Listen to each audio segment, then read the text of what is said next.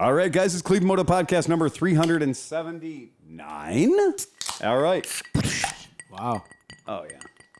That's becoming substantial numbers. It's good. Yeah, we're in that range, right? There you go. Yeah, a little crosstalk, a little harmonics. Yeah. KROMKE's is so plastic sounding. So last we talked and you listened, we were getting ready for band camp. And you don't listen very often. Yeah, so. and it was a shit show. I mean, this podcast was a goddamn shit show. So that was getting ready for band camp. And band camp happened. Dan was there. It was what it was. It was smaller this year because they did pre-registration only to make sure that the people that were there that weren't, that maybe weren't the healthiest people in the world didn't have to worry about 300 people being there spitting on them that weren't inoculated, vaccinated, or healthy, right? And it really worked out great. I actually had a fucking great time at band camp because it was a little bit more intimate. It was a little bit chilled out. And just for people that were thinking like, oh, well, I was going to sneak in. I was going to sneak in and not register. And I was just going to show up. And I'm based on the fact everybody knows me. I wasn't going to register. I was just going to sneak in 11 o'clock at night when nobody's paying attention. Annie threw out, forcibly ejected, her ex-boyfriend. Wow. A dude who showed up and is straight up like, everybody here knows me. Mm-hmm. Right? I'm traveling with a guy and everybody knows him. Mm-hmm. But he wasn't registered. And regardless of your politics about a vaccine status, hey, man, when I wanted to go to Costa Rica, when I wanted to go to the Virgin Islands, they have rules about who they let in. And if you play by those rules, they let you in. And if you don't play those rules, you're not allowed in. Somebody will make you leave. And band camp was the same way this year. And it turns out this guy showed up. He didn't want to play by the rules. He was politely asked to fuck his hat. And he did. And he fucked off. So amen, brother. Was there any 8-man dragons? No, there were no 8-man dragons. Right. I will say one of the dumbest things I saw was they had brought a 4-cycle 150cc Bajaj scooter from like the early 2000s. And they had put the world's least effort trailer I've ever seen. It was 2 2x4s. So it was 2 2x4s about 10 feet long with one piece of all thread going through the back to make an axle with like 2 wheelbarrow tires on it. Mm-hmm. Total expenditure, $11.50. Sure. Right? And maybe a couch cushion sitting on a piece of wood. Yet that thing did 9,000 laps. It never stopped doing circles of the band camp. It never failed, huh? It never failed, and It was just spitting. And within, 7 minutes of me arriving, naked people on it. Just getting, shit sprayed at them because it wasn't wet. It wasn't muddy. Yeah. It was just perfect. There was not a hint of a cloud in the sky. It was 76.5 degrees. You could have walked around naked the entire weekend until the sun went down and it cooled down very nicely. Mm-hmm. Mm-hmm. Mecca Fresh was sleeping in a child's pop tent, a child's dome tent. And at some point in the night, he got chilly, so he took the rain fly off of his tent and he rolled up in it. So he did a Mecca Fresh burrito. I can hear that dude snoring in my van. Oh, I'm sure. Yeah, he's not quiet. No. Yeah, I was like, what the fuck is that noise? Is there a bear out there? We hear it every day at lunch. Hearing aids for the win. Yeah. I've learned to take earplugs to Mid-Ohio. Yeah. Not because of the motorcycles or anything, but because of Mecca Fresh. Right. He'll be in his RV 35 feet away from my tent and wakes me up with his snore. Yeah. Because it does. It sounds like somebody backing a plow out of your driveway. Yeah. And you're like, is it winter? Did I plow? Did I But pay he the has guy? the back end of his snore is comical. Yeah. Like the front end is grizzly bear, like you're saying, like, yeah. And then it'll be like, he does the Larry and Curly. It's like, Yeah, but it only happens every 5 minutes. yeah. Because he's not breathing between the 2 snores. So talking about Johnny Mac being noisy, he had that 4x4 with the yard trailer behind it. The booby bouncer, yeah. And it was like the wheels were squeaking really, really bad. In the trailer or in the The ATV? trailer. So Yeah. he parked it at our campsite at one point and fucked off somewhere. Yeah. And the guys next to us came over with a can of WD-40 and oiled the wheels while Because he it was squeaking gone. so Yeah. much. Oh, that's fantastic. Mystery maintenance at band camp. Yeah. I don't know how that thing worked through the weekend, man. It was great. I thought those bearings were going to burn out. Well, the last time the Booby bouncer was at Mid-Ohio, we bent the wheels started like Yeah. this, and the end of it was like that, and it was barely moving. Bend them right back again. Yeah. It was fun. There was a lot of really clever, fun vehicles. There were a lot of strange, odd vehicles there that I was pretty impressed by. Like everything that was there was kind of like, hey, I haven't seen one of those in a long time. But then there was shit like, I mean, full knobbies, is somebody getting a message? Full knobbies, off-road tires on a Gilera Runner 180 with a full fucking race kit. I mean, full race kit. HOFFERT. So that was cool to see. This was bookie. GTSs, so like, which GTS was always, that scooter's too modern for band camp. You don't want to bring a GTS to band camp or a And now- GT. But now that's like, okay, 2004, 2003, 2002. Well, that's a 20-year-old bike. So those are existing in the world cheap. Yeah, there's which crash means ones out there. they're getting giant knobbies put on them. Nice. No front fender, big fucking suspension, and just ripping ass around that place. Fucking cool. Then you get the kids. Because all of our friends are having children. And those children are now teenagers. And the teenagers are now on mopeds. And there was one kid there that did 1,000 laps easily on a moped, at least. And when I started checking him out, he almost hit me one time at night because I was making the mistake of walking, right? And at a certain point, you don't want to just walk anymore. You got to be on a vehicle for safety. And I was just wandering around, and I didn't expect a moped at 45 miles per hour. His leg is out. He's pro flat tracking this thing. And it's a moped with like no rear suspension that isn't the actual frame of the bike. Right. And there's Meckelfresh, but he's got a key. Anyway, he's got a key he can get in. He needs a chair. But though. what's fucking hilarious is this kid is just like owning the track. So by the time Saturday came around, and it's like for all the, wine and roses, Right. this kid had that track empirically figured out. So when he was cutting a line, he'd get to turn one, where if you blow turn one, you are in a cabin. There is no forgiveness on turn one. Turn one's a left-hander. It's a 90 degree. It's usually super muddy, but when it's dry, it's all rutted up because the mud. But if you go a little wide, you are in a porch. You're in a deck. And I mean, you're going to go under this thing in the most violent way possible. And this kid had it nailed. So he was going so fast, he would clip the inside marker with his left shoulder, but he would tap the legs of the deck with his right foot. He couldn't be taking that turn any faster. So super good job. I mean, the people, you just need a chair, John. But I was so impressed by the skill level of some of these people after they got to their 4,000th, 5,000th lap. Because this is a lot of flat tracking by the time you get done out there. And there's plenty of room. Because you can go through turn 3, like by where we were camped. You could get through turn 3, 8 bikes wide. Wow. You could get through turn 4, 5 or 6 bikes wide, no problem. But turn 1, you can... If you're more than 2 bikes wide, you're not making it through turn 1. Check. So really fun. I mean, it's a fucking great experience. Meckelfresh's Booby Bouncer was a huge. Every time I turn around, there's other humans in it, and it never stopped moving. Yeah, My favorite quote was, "But my boobies aren't bouncing much." I'm like, I can't. right. do It's that. meant for Mid Ohio. Yeah. Yeah. And it used to be a wheelbarrow. It bounced a lot more. Now it's actually a trailer. Yeah. But the funny thing was, you could have been the band camp monorail. Yeah. Because I don't think you ever stopped moving. Yeah. It's nice. I had my cooler in there and a chair and everything. Everything you needed was right there with me, you. no matter where I went. It's a little loud though. The old guys, they're like, "We did you a favor, did you solid? We greased that thing up." Yeah. Because when I went rambling past their tent at dark 3 a.m., they were like, and all you hear is, If we don't buy an amusement park train, Oh yeah. we should buy an amusement park train. I mean, they have these things that are basically a garden tractor with several cars behind it. You take a garden tractor, put a 55-gallon Right. drum on the Yeah. front with a smokestack. Yeah.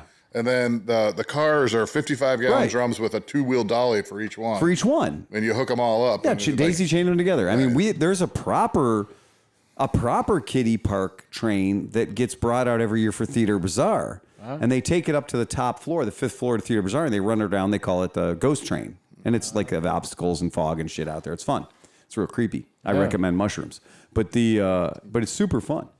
But Bandcamp was everything you want Bandcamp to be. It was a big ass field. It was a big ass space. John sent us videos of Potato Yeah, the and potato a couple other things. Bizball. Bizball. Potato was one of the most heartfelt Potato games I've ever seen because it came down to Mexican Matt, who's the Potato champion and has been all the worldwide Meme maker, memes, yeah. meme maker.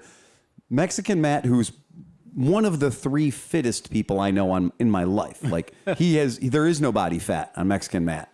He's a marathon runner.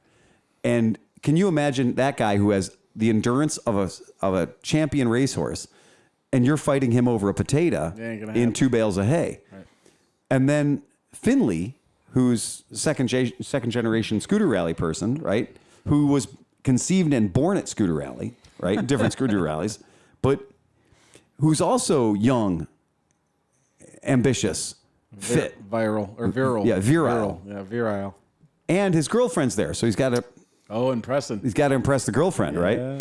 But god damn it, these two I like the fought 2 it different out. strategies. Like there's the search, Right. and there's also the destroy. Right. So if you could be searching, but also stuffing all the straw in your competitor's face at the same time, that's very much what happens. Okay, I had no Bury idea your competitor. the skullduggery that came up in this event, because you think my job is to find a potato and then get the potato in my hand and stand up with the potato. Well, that's pretty much a one-trick pony. That's one thing that has to be done. But you don't realize It's not a needle in a haystack. It's a pretty fucking sizable potato. in a How does haystack. everybody know that somebody didn't pocket a potato before the event? It's extraordinarily well organized. Well, they do. Every round they take one Every out. round there's one less potato, so every round there's one less person. It's musical chairs, but with a potato. I and a get pile that, but of I'm just saying, like, saying have one in your Your own pocket pocket. when you dive in. Boom, Right. there it is. one in Yeah. your sock, one in Right. your thing. So every time you're like, hey, potato. Yeah, but nobody's going to give up the hunt, and they kick the shit around and make the pile big okay. again. Yeah, you'd get caught. Potatoes are accounted for. But here's the thing that I thought was funny was these guys put so much energy into denial of access. Like that technique, Matt was all too happy to grab Finley and just throw Finley out of the potato area. And Finley was all too happy to grab Matt and gator roll Matt out of the potato area so that then you had access. There's MMA going on. There's and- some serious strategy. But watching them was like watching 2 alligators fighting over a chicken because they were not opposed to locking in with each other and just rolling. Death rolls, Death yeah. roll. I love both of those people. Those 2 people are some of my favorite people in the world. I didn't want to see either of them get hurt. Right. And I know that there were several times I looked around the spectators and they were kind of like clutching their pearls. They were like, oh, we should stop this. We should stop this. This has gone beyond. There's games. no money involved, Yeah. but we should stop this. When people came off the scooters to Yeah. dive into the pit, I mean, they were flat out flying through Yeah. the air. Skull injuries. Head first. Yeah. I mean, Yeah. So Dan, how did you do in potato? I Stay the fuck away. as far from that potato as I could. Yeah. I'm too old for that shit. Yeah. No, And thank you. the Mexicana 400 this year, they took the alcoholic beverages out of the sport, right? So they took the alcohol. Like the thing was, we weren't going to try to inebriate you. But a lot of the people have been pre-gaming since Thursday or Friday. Sure. So alcohol was already in the game, whether or not you invited it. But goddamn, these guys were fast. Your friend that was here, the girl. Yeah. She kept tagging you, so you kept Right. coming up on that Right. post would come up on Yeah, Facebook. absolutely. And after the podcast, you guys went to Porco. Yep. And Friday morning, she was like, "Everybody told me to take it easy, but I don't feel so good." I don't feel so good. Yeah, pre-gaming at Porco is a dangerous thing to do. Yeah. It's real easy to get it Christmas over your ale head here at that. before you went Oh there. my was also- God. Yeah. And that is a thing that I think everybody, Jesus, John. everybody realizes real quick about that Bandcamp itself is a marathon. Yeah. So when you go in heavy, man, you got to really, really go for that. I feel like I'm still trying to catch up on my sleep. Well, and because band camp too, we haven't done it for 3 years, 2 or 3 years. So You're out of shape. We're all out of shape. Like, I mean, we're legitimately all out of shape. Was anybody really trying to be a winner this year? Yeah, there were, and there was also a guy that went to the hospital from winning too much. Remember what he said about the bouncing off the porch? Right. Yeah, that guy. That's exactly what He happened. didn't make the turn. He didn't ran- make turn one. The porch monster got him. Got it. So was that a broken leg or broken ankle? I heard it was a broken leg. I didn't see it. Broken leg. And So- how did our young Oh, friend... actually, femur, like here. Oh, really? Ooh. Not an ankle like this part of the leg. Oh, wow. Big bone. Big bone. And how did our young friend Nick, who finally made it to band camp this Well, year? Nick okay. did fantastic. My highlight of Nick was I'm like, Nick, I want you to go ride around. I'm going to shoot you with some Roman candles. Right. Yeah. Nick did a great job for being at band camp. And he brought his Rally 200 with knobbies on it. Yeah. Which I was like, please don't break that bike. You know? Broke it, fixed it, broke it fixed again. it, broke it, fixed it, broke it, fixed it many times. I saw his picture of a large man with a beard Yeah. smashing his clutch pack together for him on a chair. So it turns out if you do not have an actual manufactured, built by the manufacturer clutch compressor, Yeah. which is basically a screw with several different washers on it, Right. and you affect helical pressure on it, and it makes tons of force. I mean, a screw, a bolt, makes thousands of pounds of force. People don't realize when you've got something akin to a 1/2-inch bolt and you're putting a nut around it with a wrench, that you're putting 20 or 30,000 pounds of force against the object that you're compressing. And nobody realizes how much helical pressure there is in something as simple as a bolt and screw or a bolt and nut. So these clutch compressors have to put literally tons of energy into pushing down on the clutch pack so that you can slide the clip in there, which holds everything together.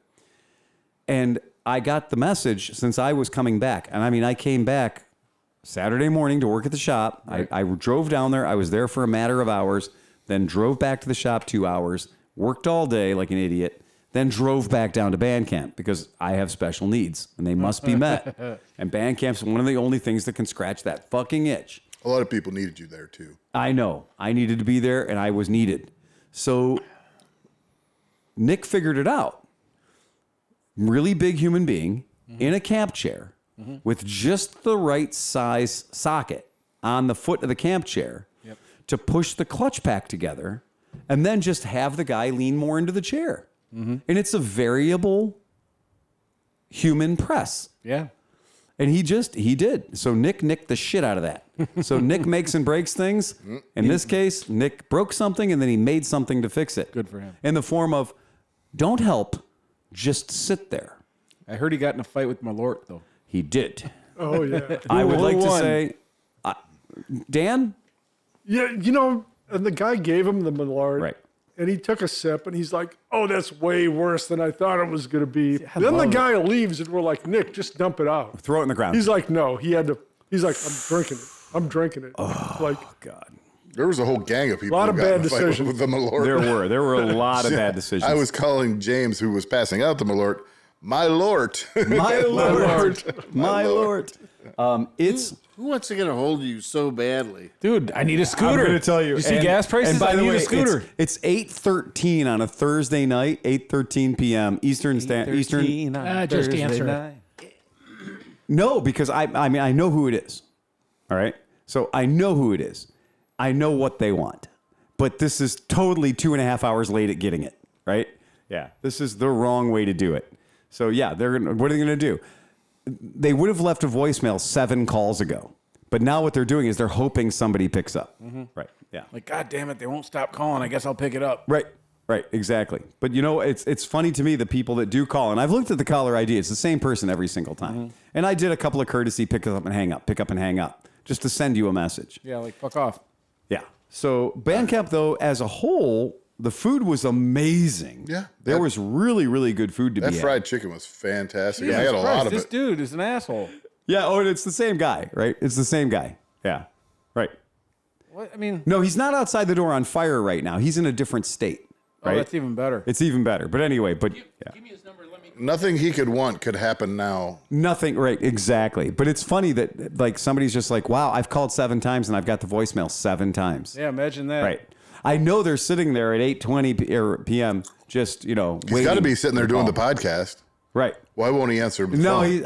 I don't think he that- knows about the he's podcast. oblivious. But No, anyway. but I mean, like, yeah. even if he's like, Right. even in Denver, Right. it's after 6, Yeah. which is closing time Well, I pretty mean, much. no, this anywhere. guy's in our standard. He's in our time zone. Oh, so he's just Right. an idiot-ish. Yeah. Yeah. Maybe he's a nice guy. Now, But maybe right he's now left me 7 messages, but our relationship is not such that he could be like, the scooter I haven't picked up from you yet is on fire. No, it's not. It's right here. It's 23 feet away from where I am. And we've been working with you to get this thing picked up for like 2 weeks. Maybe he's being courteous. And so he knows that you're not going to sleep tonight knowing Right. that scooter's not picked up yet. Yeah. And he's coming tomorrow. Oh, he was supposed to pick it up 2 days ago. Gotcha. All Yeah, right. right. Well, he wants to make sure that you know so you can sleep tonight. We've that altered he's our coming. schedule for him twice already. Oh, nice. Yeah. So yeah, this is the extent of our So generosity. this is how Why do you not to think be a Phil cool came guy. home from band camp? Right, exactly. Now, would you guys like to hear about the opposite end of that spectrum? Yes, please. So one of our podcast listeners, a Patreon member, by the way, decided to come by and put his money where his mouth was and buy a fucking Vespa. Oh. So he came by today and he bought a Vespa 300. That's super cool. That's a good Vespa. But Gavin Kohler, like Kohler engines, Kohler, he came by today and he brought us a bottle of Four Roses. And then I gave him Barrel Select. Barrel Select, by the way, which is goddamn delicious. Not just like, grocery store bottle of Four Roses. A legit bottle that anyone would be proud to own. But what was more fun was him and his wife came in and they showed up at 10 o'clock to a store that opens at 11, which in case you don't know, if you're in the world of retail, that's a fucking sin. All right? If the store opens at 11 and you get there before 11, you know what you are? Impeding the opening process. Right. Right? Even if you just say, hi, I want to just stand here and look at you while you're pushing bikes out. You are impeding the opening process. But what he did instead was, my wife and I are going across the street to Dunkin' Donuts, where we will be staying the fuck out of your way until you open and somebody comes out of the shop and waves at us because we'll be on the patio. Nice. And they said, would you like donuts? Oh, wow. And I said, thank you. No, I'm working on the girlish figure, but here we are. They did everything right. Guy's fucking awesome. Guy's wife is fucking awesome. He saved But himself. then it came to like loading the bike up. And he brought what you civilians would call a ramp for the back of his lifted F-150, 4x4. Oh, It was an adorable ramp. It only had one hinge in it. Yeah. Which, come on, one hinge? Who are you? What are you thinking?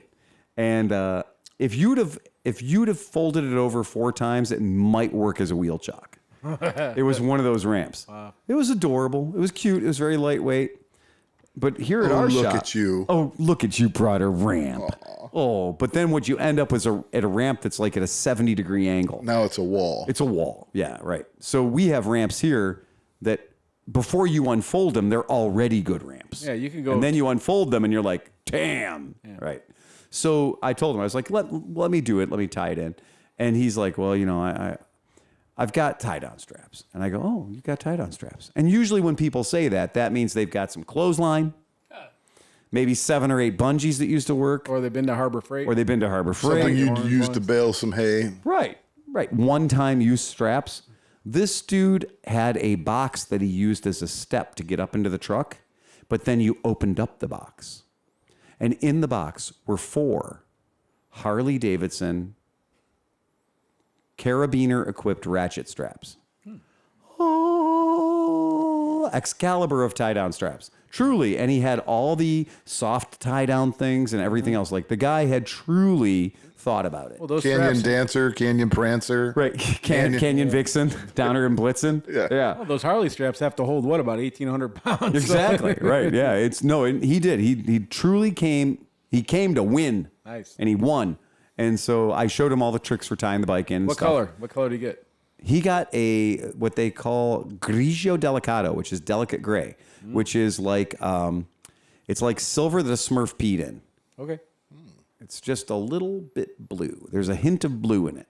So yeah, 300cc. Baby blue, blow me. Oh. Yeah, but it was super cool. And again, he said, podcast listener, So he identified himself when he came in. And then, of course, gave us a bottle of good fucking booze. Nice. Gave us a great bottle of booze.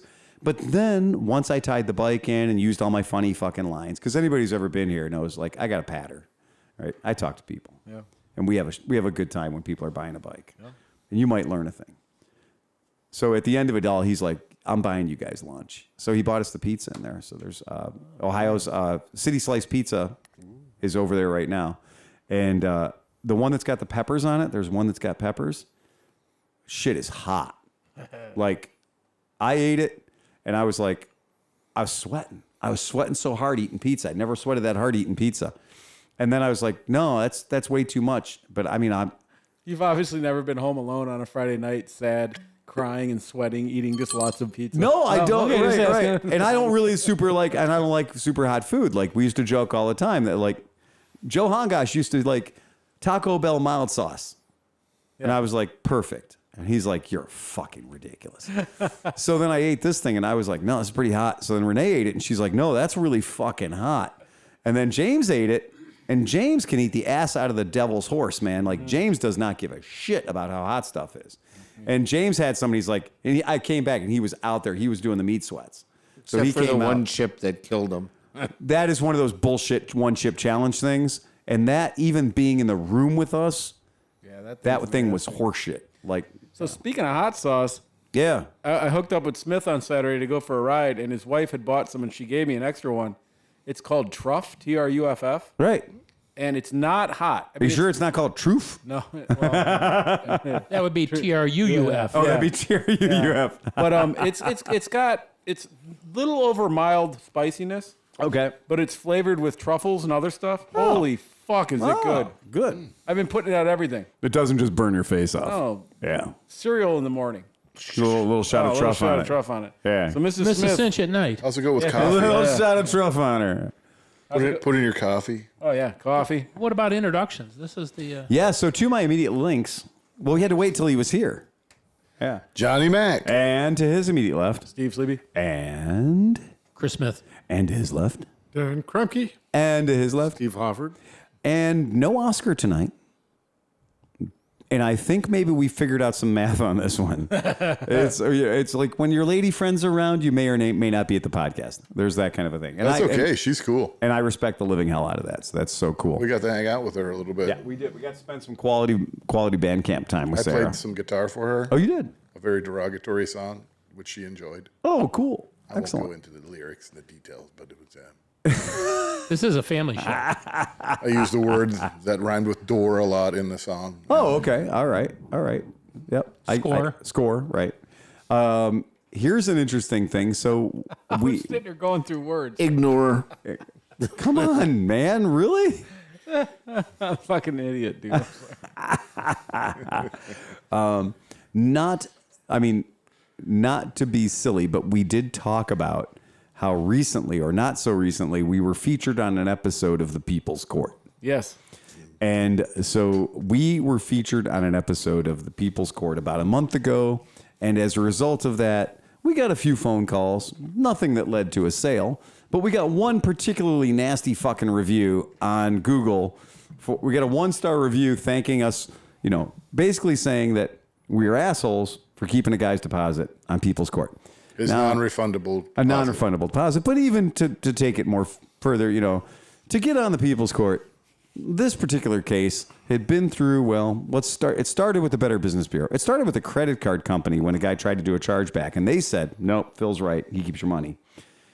And then when that wasn't good enough for him, then it went to the Better Business Bureau. And they were like, no, Phil's right. He gets to keep your money. And then he went to the state attorney general's office, the AG's office, and the AG's office said, no, Phil's right. He gets to keep your money. And then he went to the city of Cleveland, filed a small claims case against us, and they said, no, he's right. He gets to keep your money. Where else can he go now? He went to the People's Court. All right. When you've got a problem and you can't work it out, You can't win. sometimes it's better to take your problem to the People's Court. Done. But you didn't have to do it, right? Done. I wanted to do it, Steve. I'm an attention whore. I didn't But have I'm to just do saying, it. But you're not like like subpoenaed Rhymes to do with that. door. right? No, You know- I did not get subpoenaed by the People's Court. No, I mean, I didn't know if it's not a legitimate court, right? No, it's not a legitimate court. No, it's He could completely. refuse to testify. There's kangaroo court and then there's TV court. I want to get a failure to appear notice from the People's Court. I'm sorry, sir. We're going to have to impound your car and your license and take you to jail because you got a failure to appear at the People's Court. What are they going to do? Take away your fucking TV? I got called for Your jury library duty card. on the People's Court. You got jury duty on the People's Court? Oh, fuck that. Dude, it's hilarious. And it is outrageous. But anyway, it was kind of good TV, right? It kind of was good TV. And so they have to air it twice before they will let that, property. They air it once when it's fresh, and then they air it a month later. And then they will give me, apparently, a link so I can share it with all my friends. After it's been sent out into the public domain and other people Well, could have yeah, recorded and it. like, honestly, who's at home at 1 p.m. on a Thursday afternoon watching TV? Grandma. The people who leave me 1-star reviews for what I did on the People's Court. Yeah, and Dan KROMKE. I watch that shit live every day. Want me to T-vote for you? Yeah, I never watch. Oh, okay. But I'm at home watching TV at 1 p.m. a lot of times. a lot of times, right? It's like I just got up. Right. Because you're a vampire. So last time I read our review from the People's Court. I read the review to the podcast people because I thought they'd get a kick out of it.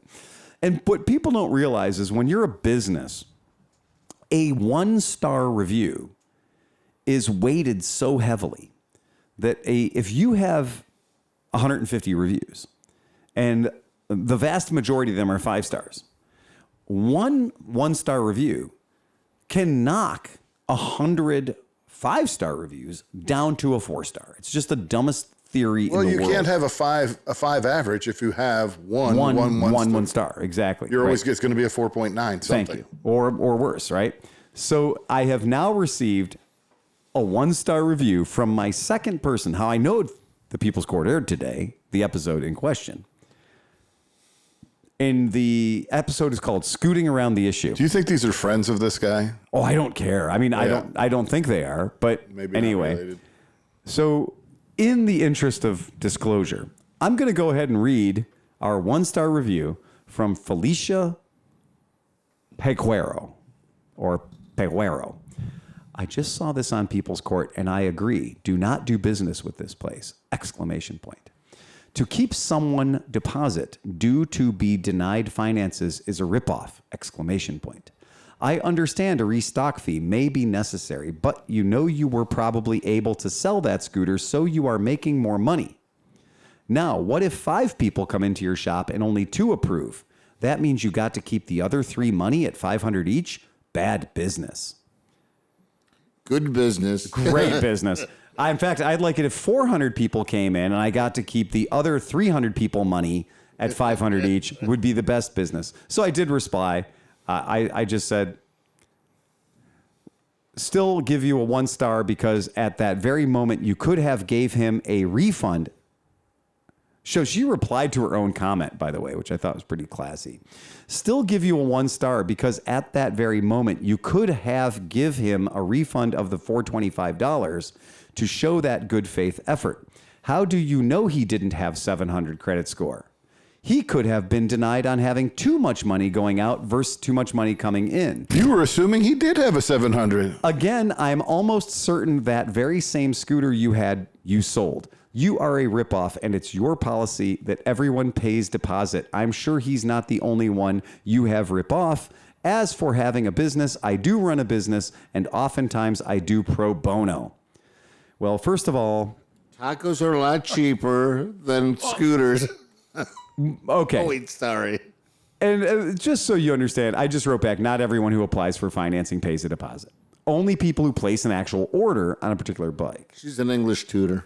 If you come into my shop today and we EUTOR. decide to buy a particular bike, you are going to make a $500 deposit to secure or order the bike.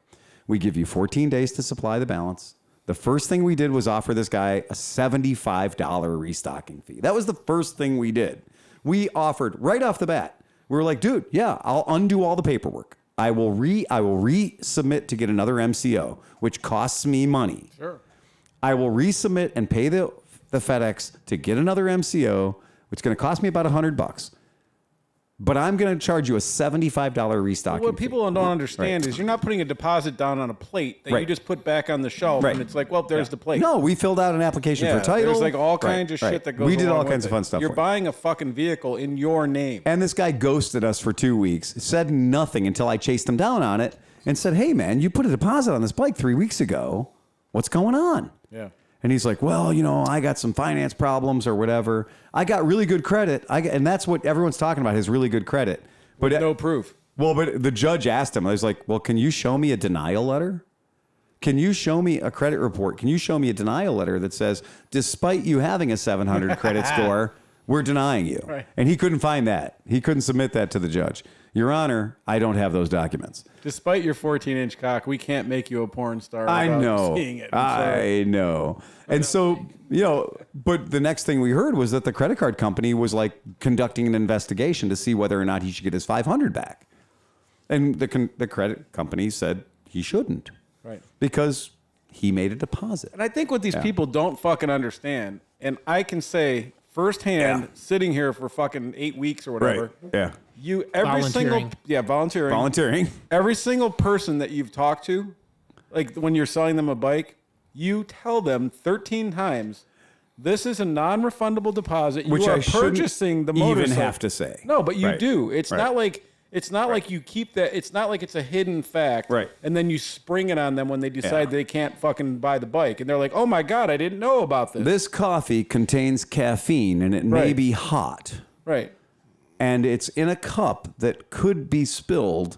And did I mention it's got caffeine in it and Well, it's hot? I mean, you're literally 1 second away from like, please sign here saying that you've listened to what I fucking said. No. Well, you do when you They say- do. Yeah, right. Yeah, yeah. And that's actually pretty handy when people say that I didn't know when I actually hold up the piece of paper with their signature is exactly 1 inch away from where it says a non-refundable deposit. Judge, Yeah. here's his signature. Well, and that was what she said too. And she was just like, you done fucked up. Like, she's a very sweet judge. She obviously knows exactly what she's doing.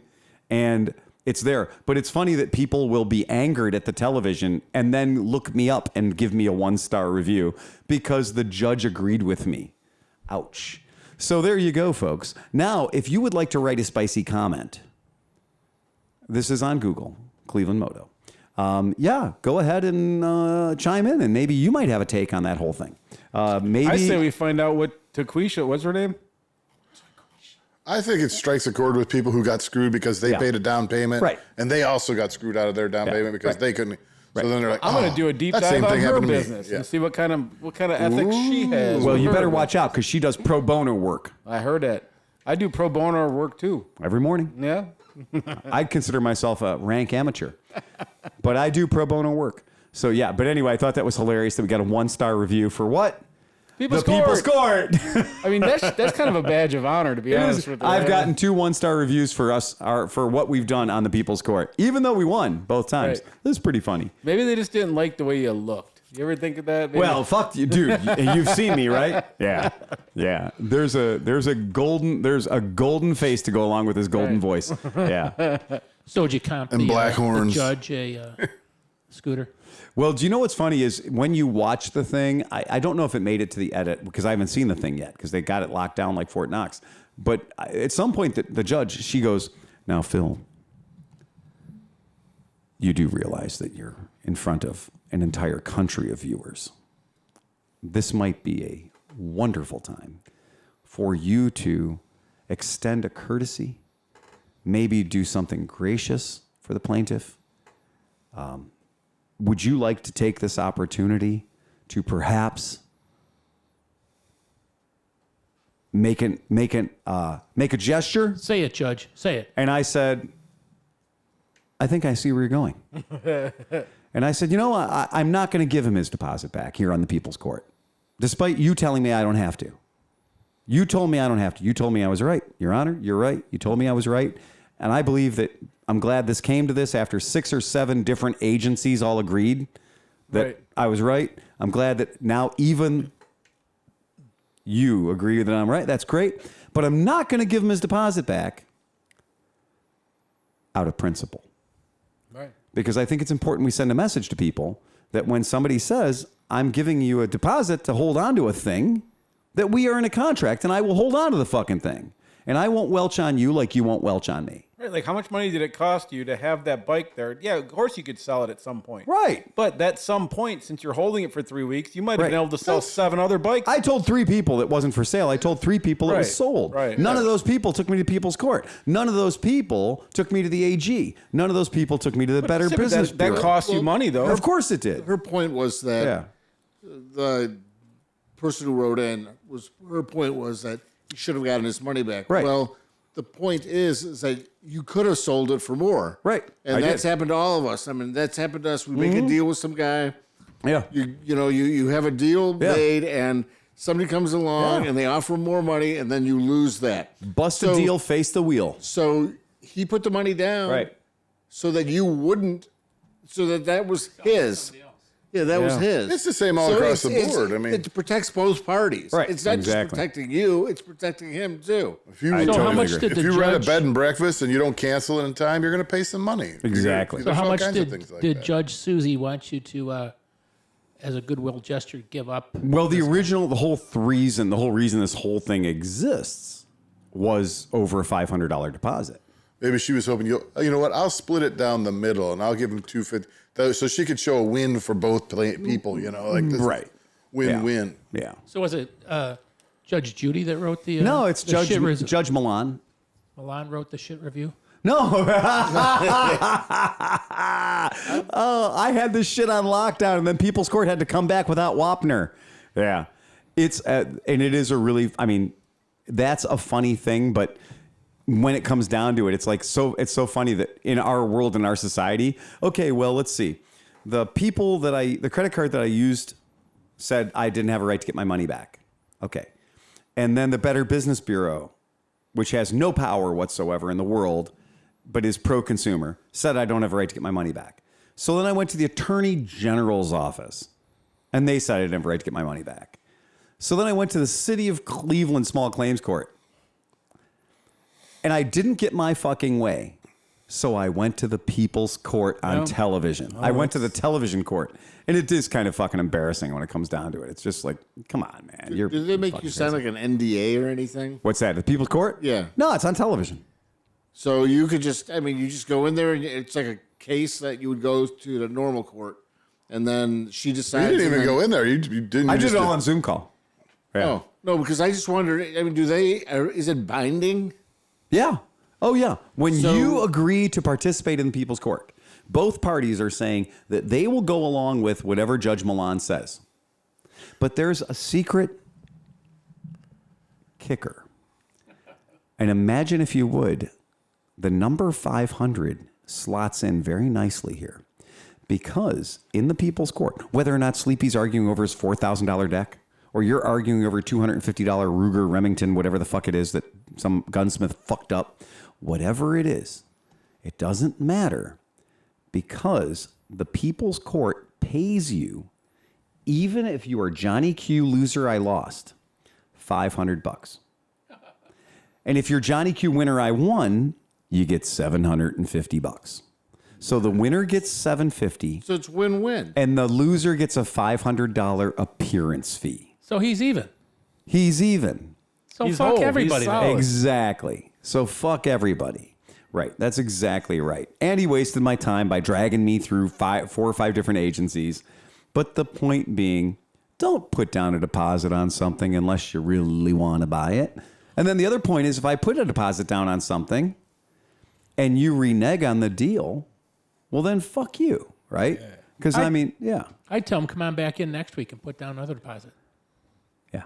Yeah. See in Do it court. once a week. See in People's Court.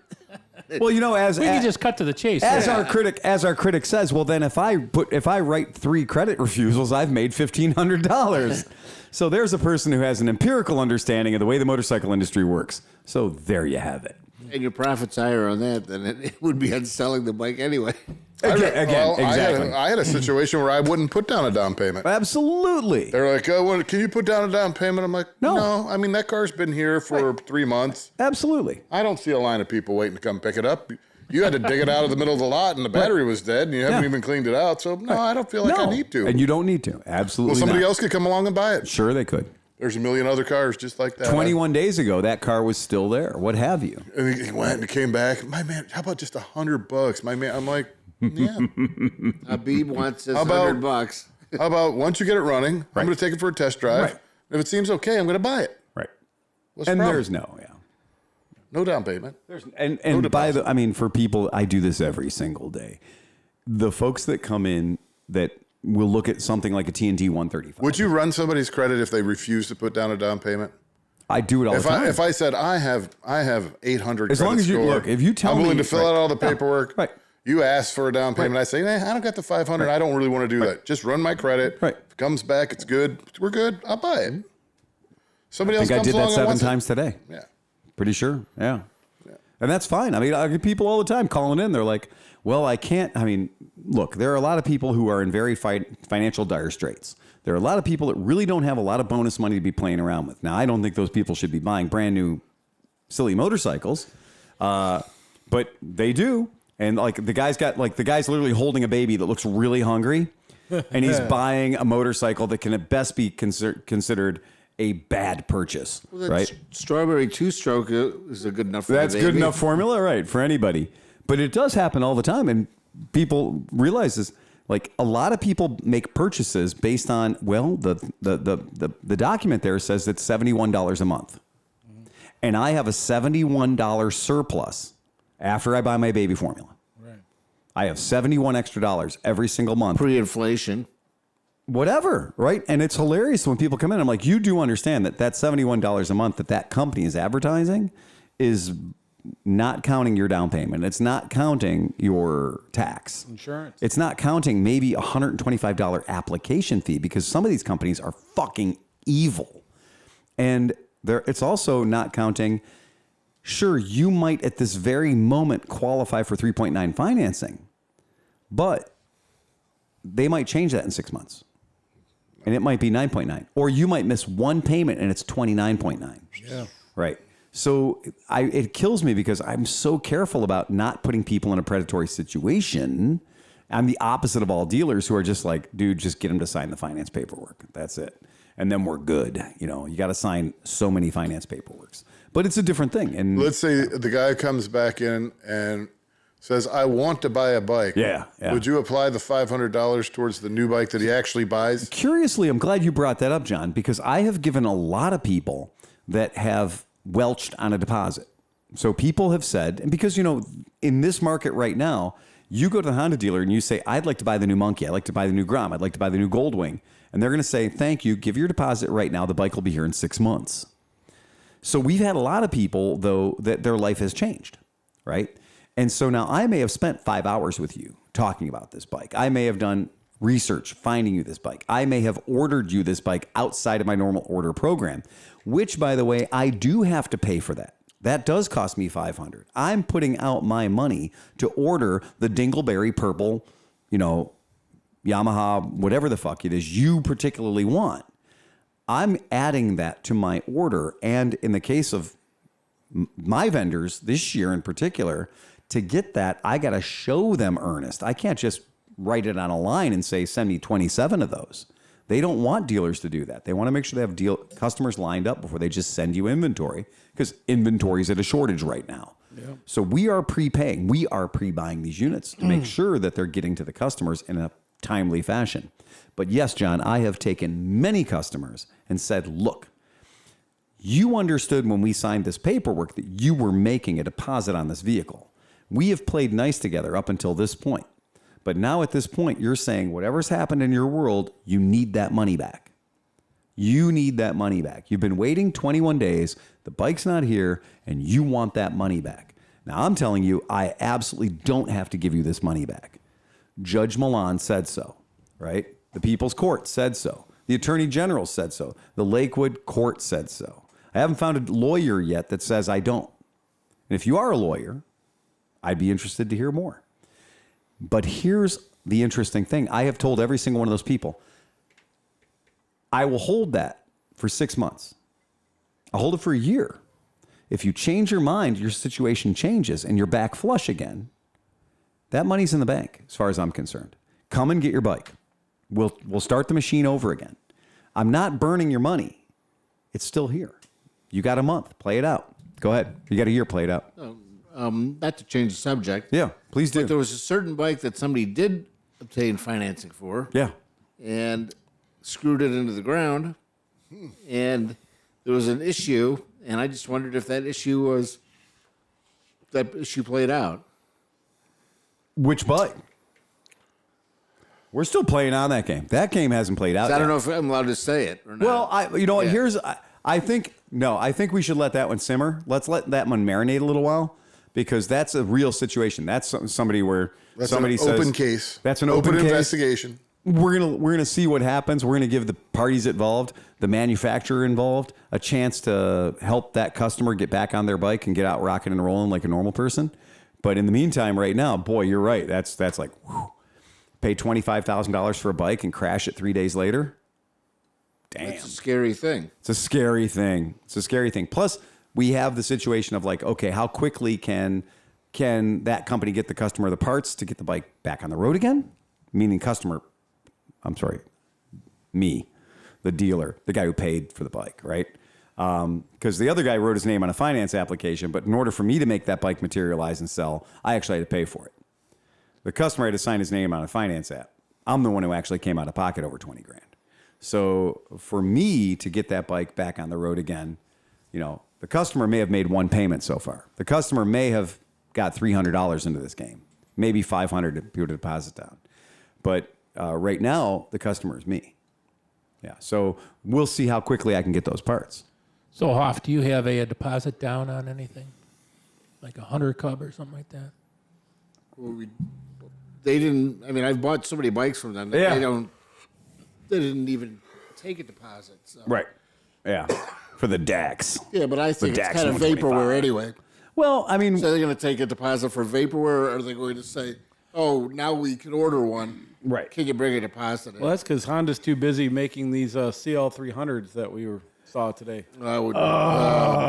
you guys, man, way to fucking twist the knife, man. Way to twist the fucking What a knife. segue. Oh, That's dude. a rendering, though. Yeah, I do have a No, deposit but it down on makes a sense. tow motor, though. I just don't like that all the new Hondas are much is that blacked out. worth? They're murdering them out too much. Paid $3,000 for Needs it. chrome. You can't have At least CL. a piece of chrome on it. I know. Ran when parked? Yeah, no, she told me today it runs. Yeah. Yeah, so now I have a. Does it lift? It's my Now first that's a six-wheel sexy vehicle. bike. Look at that fucking bike. See, now that if they'd made that again, I mean, but that's a Honda CL250. That's a motorcycle that actually existed. That's a motorcycle that you could buy. Yeah. Right? That's a real motorcycle that Honda manufactured. It's a Scrambler, right? And what everybody wants, and I mean, How about Scrambler? How about the Scrambler thing was so like last 6 years ago? it is, and it And was. now Honda, the inventor of the Scrambler Right. almost, is now finally going to try to make a Scrambler. Right. And, but Honda is notorious for getting to the party stupid late. Fucking lag. Fucking last. Always last. And it's so true that Honda is notorious for letting everyone else take the risky moves, and then they show up with the bike that could put you to sleep if you were on fucking 19 rails of cocaine. Like, Oh, I could sleep on 19. Super rails. high Yeah. quality. It'll be the best possible bike you could have. right. But nobody will want to buy it because they're already done with that. Yeah, right. Yeah, because Scramblers were so last century. We If you lost go- money on those bikes because nobody bought them. Because, yeah. And you know what?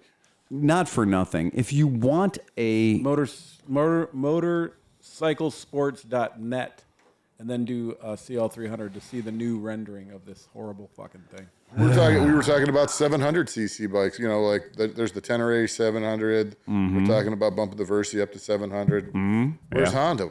No, now they're talking about a they're Transo. talking about, right, yeah. But they're going to be late. They're going to be the last Of one course to they're show going to be up. late. Yeah, but it's going to be that dog of an engine in there. Yeah, and I really do feel like Are That coupons available? NC. That NC engine. Would you want to trans out with an NC engine, or would you want to trans out with an engine that revs to 10 want an grand? African. Well, no, win. but that's Right. what they said, that they're using the block and stuff, but it's going to rev like a normal motor. It's not going to have a red line of 5,800 or 6,000 RPMs Cammed. on the Transalp. I thought a beautiful bike would be the. We'll see it give when me it the- happens. So. Yeah, I know. Give me the Africa Twin motor in a lightweight aluminum spar frame, a road bike, a sport bike, and tune the shit out of the Africa Twin motor. Right. Give it 120 horsepower in a very light bike. It would be super. This Be a 750 in that. In that. And that would Okay, be you can do nice. both if you want. right. This picture that they have, this rendering, this photograph. First of all, what the fuck is hanging under? It's And all I'm these- going to it's say the this Chinese quiet. pipe. I'm going to say this quietly, just to see if anybody picks up on it. What component is hanging at least 4 inches under the bash plate? And I'll emphasize the word bash plate. Right. Nothing should ever be under the bash plate unless you want it to be bashed. Well, that's like if you put Right. your athletic cup underneath your balls. Exactly. You know what? I'm a little different. I like to keep my nuts on the outside of my cup. Yeah. Right. Because that's the way I roll. Yeah. Right. I like to wear my boxing gloves on the inside of my body. Right. Right. But this is seriously, this motorcycle at first blush is stupid. Yeah. And on better inspection, it's really stupid. It's a dumb bike. We know why it starts. We know why it's so stupid. Right. Because it's a Rebel 300 Yeah. Yeah, that's exactly. in They painted the Scrambler thing- clothing. Yeah, so right. it can't be any. It started stupid. But look at the exhaust. The whole exhaust pipe is like they looked at the worst Chinese bikes on Alibaba They and were did. like, that will work. That's exactly what we they should have to. do. Because Honda puts the catalyst in the pipe. Where it comes down. do you put the exhaust on a Scrambler? Not underneath the Up bike. high. Yeah. So why do you put the part that the exhaust travels through 4 inches below the actual motorcycle? And run it up. Right. That's dumb. Yeah. That's dumb. I couldn't tell whether that was the exhaust or a subframe. Like I was like, this is just a dumb looking motorcycle. And then It the is. gas It's a dumb tank looking has motorcycle. no shape at all. Right. It's just like it looks like it's supposed to have a front. It looks like on the old 3-wheelers when you took the little ears off the front of the gas tank, and that Right. was what was left. So that is or is not just a rendering. That is an actual bike. I think they went off the patent and they rendered what like the parts Yeah. and stuff. So I mean, it might change a little bit, but Yeah. that looks pretty accurate to what Right. Honda's been doing. There's the 500, the CL 500. There was some. Those were a lot better looking. And I actually kind of wanted to take the two. The one had a better exhaust. The one had a cooler tank. I like the brushed aluminum tank. The Scrambler's going to be a problem for a factory Scrambler like that. Where are you going to put the catalyst? I mean, even if 6 you had a inches high away exhaust, from the exhaust port. I know, but what I'm saying is, if it'll come up, it'll be near your knee. It'll be near your. It'd be in the tube. So there's the this round tube. fat You put a guy little, sitting you put here a little bomber. on this picture. Yeah. And so the motorcycle in question, right? The bike in question is a Honda. You look really good in that. Yeah, thanks. It's a Honda. That bike is a Honda. So the machine that's there is the genuine G400C. And the genuine G400C is manufactured for them by a company in China called Shine Ray. Shine Ray has the license from Honda to continue building this XR400 motor that is Great also motor. it's a great motor. 4 valves, twin exhausts. It's used in the Honda GB500. It's used in every XR 400, 350, 500, 600, 650. It's all the same guts. It's wonderful at making torque. It looks dead sexy, I might say, as a Scrambler. And Honda already owns all of this. This is all right there. Honda could pull the same shit they pulled in 1999 with the, oops, I'm sorry, we didn't really get rid of the Helix. We didn't really do that. Don't hate us. Don't send your angry cards and letters. The 1999 Honda Helix is coming back. We're bringing it back. Don't be angry at us for the reflex. We're bringing back your pride and joy, lazy boy couch, helmet goes in the back, Honda Helix. We're just going to buy them back from the person we licensed them to called CF Moto. Right? That's all they did. And the very next year, you could go to your Honda dealership and you could buy a Honda Helix that came with a handwritten note from Soshito Honda that said, "We're so sorry we took this bike away from you, you old crusty piece of shit." Right? Here's your bike back, stupid. Now we're going He to has charge one of you those letters. an extra $2,500, right? Because we have this shit made in China now, and you're paying a punishment tax. Because you could have bought for the same money a Reflex 250 that was modern. But instead, you bought some outdated shit that was farmed out to China, but Honda was happy enough to charge you for the Honda badging. That's a long letter. And all you have to do is tap it. You tap it, and you know exactly what it is. And because absolutely, Honda has done this before. Honda has sold their tooling. Honda has sold their motors. Honda has sold their shit. Well, the reason they didn't want to buy the Reflex is because the Reflex uses a YTX 14S instead of a YTX 14BS, and it's an inch shorter, and the BS battery won't fit in the. So they brought back an entire dead motor scooter that had been around since 1983 or Dude, the whatever, most 86. brilliant thing that Hoff ever did was put the BMW roundels on his. Right. Yeah. Because every time you went anywhere, people are always like, "What BMW is that?" And they get in Like, discussions. you're a fucking idiot. And mine's held together. There's like 92 zip ties yeah. on it. And That's exactly right. I got in trouble. I broke a piece of plastic on it. He's never going to let me live it down. Nice. How do you know you did it compared to any of the other? I did it in front of him on purpose. Oh. Like, we had to shut. He's trying to get to the brake switch because it wouldn't start. Yeah. So I'm like, so now just take this off, and then pull this off. So we were diagnosing the problem on it. It would start up, it would idle, you give it gas, it would die. Yeah. So, you figure main jet or whatever. It's not that. Right. It's got a control, it's got a vacuum shutoff, Right. Yeah. but it also has in the ECU. fuel pump, Right. a signal from the ECU, sends a pulse to the fuel pump to pump, and I imagine when you let off the throttle, it stops pumping, so that because you're not working against that vacuum cutoff. Right. So the fuel pump would do the initial pump, It give would you a pump few once. pumps, It would pump once or twice, and that was it. but Right. then once it was running, it would never pump again. Right. It's exactly right. So I jumpered it out so that it would pump all the time. And for John's sake, I put a huge toggle switch on it. So it's not a toggle switch; it's a light switch. Oh, it's a light switch. It is a literal light switch right here. I got my dates wrong. So it is pretty funny that Honda pulled the Helix in 1999. They pulled it. It was gone. It was not there anymore. Technically, in the United States, it lasted as long as 2001, and it was replaced by the Reflex. 2001. By 2004. In 2004, it came back. And it's funny because they murdered off the Reflex and the Helix both in 2007. So they realized that, and their price was identical. Like, it was hilarious. You could get a Reflex that had big wheels, big tires, hauled ass, was super great, aerodynamic, and did everything great. Or you could get a Chinese-built Helix for the same exact money. And people fell for it. Like, Americans were like, that's good. They finally brought it back again. I respect them again. Right. For 2000, listening in RV250. I want my Helix back. Exactly. And RV250 kills them both. Oh, of course. But that idea is that if Honda wanted, right? If Honda wanted to produce a G400C or MASH, whatever market you want to call it in, if they wanted to slap the letter CL400 on the side of it, that's all they need to do. Yep. That's it. But that probably costs so much more money than that piece of shit. It's like that Navi or whatever John's favorite bike is. Right, the Navi. Yeah, right. It's true.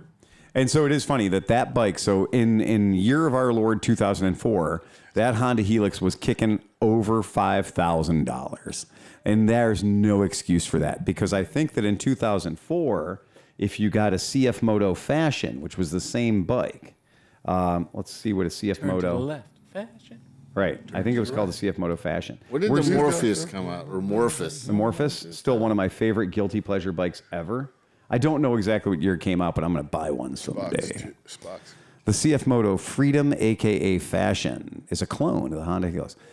So I don't see if I can find an actual price point. Well, if Honda But I wanted to think they make were an exciting $23.95. bike, what should they do? What would your Honda, if you were a Honda and you're like, we're going to make something. We're not going to follow everybody else. Right. We're going to make something new and crazy, ridiculous. Well, you like, what would you do? well, check this out. So my Kawasaki Z900, You take the Kawasaki Z900 and set it beside a CB1100, and it's like, this is the problem. right. No, I but that's agree. what I'm saying. So if they could have brought out a new version but kept the look of the original CB750, I think it would have sold. We touched on this a little bit. Okay, you came out with the CB1100 boring, Yeah. and a lot of people actually bought it. They were excited for it. They bought them, but now they're going for about $4,500, $5,000. Now it's time to up the bar. Right. Now you re-release it, tune it up, give it 120 horsepower, give it some new bodywork, make it look really retro, and that would be exciting. Yeah. Yeah, it would. That would be Only, exciting. although you'd still be way late to the game because because Kawasaki and Yamaha and just about everybody else has Well, I already done think the same thing. Personally, I They've think even come out with a new Katuna. unless you're buying like a straight track bike and stuff, because sport bikes seem to be falling off the radar, and all the angular shit hopefully is slowly going away. All the fucking Right. transformer tails and all the rest of it. I honestly think Yamaha is one of the more exciting companies right now. Yamaha is coming out with some really cool stuff. Yeah. Different engine layouts, triples, whatever, like cool bikes. The only thing really exciting that Honda has actually done is the monkey bikes. But are they really exciting? And the Africa Twin. The Africa Twin was actually, so I would consider sort of a groundbreaking Yeah, bike. but the world's in flux absolutely. right now, and what are you going to do when they cut off your gas? Okay. I mean, I'm just saying that nobody knows really what's going to happen. Is it going to swing back towards fossil fuel? Are we going to have steam-powered vehicles? okay. I mean, what's going to happen? We're going to be pulling wood Fossil gas fuels are going to be around for another 20 years. There just literally is not enough material to make that many batteries. No, but what I'm saying is There's not know, that much no. copper to make that many motors. I know, but what I'm saying is where is it going, and what are they going to do? Are they going to invest in a design that is going to be? I mean, are you going to keep putting R&D into internal combustion engines, or are you going to say, well, this is probably as far as we're going to go with this. We have 40% out of this thing. That's about as good as we can get. In 20 years, we will have enough. Everybody will be riding an electric vehicle. So, do we put any more money into this? I don't know if there'll ever be enough. I mean, when you look at the mass quantity Well, of there'll never be battery enough. that you would need, There's not going to be enough. the of that. lithium, I mean, and even maybe the answer is like maybe the solid state batteries or something that doesn't require that. The But point is that that's what Toyota's investing in or trying to get. But I think the point is to reduce the mobility of the human race. and then the grid. I mean, like right now, there's brownouts everywhere. Like, No, but what it's- if everybody was driving an electric car? It'd be even worse. So. Well, I'm just saying that they just don't want you to drive. They don't want you to use the fuel. They don't want you to whatever. That's I mean, great. that's the way it's going, and that's what I mean. Walk. That's what they want. Walk and ride your bicycle. That's what they want? That's what I they don't want. think they want that. Who think, is they? I don't, right. I was going to say. Them. I think they and them. I think they and them are these interesting bogeymen, like this concept that we come up with. But I'm gonna give you guys a little heartbreaking insight. They don't give a fuck about you, man. Nobody They gives really a fuck don't. about They don't give the a fuck common about man. you. And honestly, if we are in Go eat cake. and if we're in I will. if we're in gasoline powered cars, right, which is what the planet's covered in right now, and gasoline is making billionaires into trillionaires, then we're still going to be driving gasoline cars. When gasoline's not making billionaires into trillionaires anymore, then that shit will wander away, right? Who's the richest man in the world? The guy making electric cars. Depends, right? And Well, it so also- the yeah, electric right. cars are just going to make millionaires into billionaires too, and yeah, billionaires right. into trillionaires. But It's going to be the same racket. I've been selling motorcycles. People who own stock in lithium and own the lithium mines and own I've been in the copper mines are- motorcycle industry for a super long time, and in 2008, a lot of people said, "Oh, well, I'm not gonna spend any money buying a gasoline powered car because they don't want us to have gas. They're going to cut back the gas. They're going to cut back the gas." I'm telling you guys, it's cyclic. It's just cyclic. It's going to suck for a while, and then it's not going to suck anymore. 2008 was really weird around here, right? And then 2009 happened. And 2009 was extraordinarily painful. A lot of my friends lost their jobs and lost their houses and lost everything. And the people that survived 2009 went on to 2010, et cetera, and here we are today. You can't even buy a 2010 car. Right. Yeah. Do you remember how like nothing sold? Yeah, nothing sold. And then we did cash for clunkers. Right. Yeah. So now that's the reason why even used cars are so expensive, because all those cash for clunkers took out a lot of good cars. I mean, like people taking a perfectly good Volvo and dumping rocks into it. Like, that car was good for 300,000 miles. I did my share. And that's the other thing too, is like, oh my God. Those would have been the cars that poor people could have drove today. Yeah, but each person that did cash for clunkers Bought a scooter? did one car. Oh, yeah. The Cash for Clunkers program that everyone is like, it took so many great cars off the road. On your best day of taking advantage of the Cash for Clunkers program, John McElfresh could only turn in one car. Never turn in anything to Right. that fucking plan. Well, I did, and it worked out great. And I did turn in a Cash for Clunkers, and it absolutely functioned the way it should. I also took advantage of presidents that offered me a 50% rebate for putting new windows in my house. And it cut my gas bill dramatically, you know. I do look at programs. If I were to buy an electric motorcycle, I would get the federal tax rebate for up to 30% because I bought an electric vehicle. I would not leave that money sitting there. I'm not so out to prove my ethics that I'm going to leave $8,000 sitting on the table. Or I'm not going to leave my shitty old windows in my house when somebody's going to pay for half of my windows getting made new again. I mean, who would not do? I mean, you have to be an idiot not to take advantage of those kind of programs. I know a lot of people that say that's that president's program and I won't play along with that. Well, then they're idiots. They're idiots because ultimately at the end of the day, that president doesn't care about your subtle protest. I'll take free health care. I'll take free education. I'm just waiting for it to happen. Right, exactly. That's the thing. Anybody that plants their flag in any person or government, whatever, you're an idiot. Like, I don't believe in it. I'd prefer that we just stick I with just what like we to got, say but you may if it happens, I'm going to take it. You may or may I got not- a kid that's going to go to college. You may or may not I'm be not in a gonna pay cult. if I don't have to. You know, you get to a certain point where it kind of looks like a cult. Yeah. So how about this instead? Let's acknowledge the fact. Let's play this one out. Do you think, raise your hand at this table, if you think that in the next 40 years, 40 years, do you think that in the next 40 years, anyone is going to make it illegal to drive a 1969 Dodge Charger? They better not. Hold on. I'm just asking.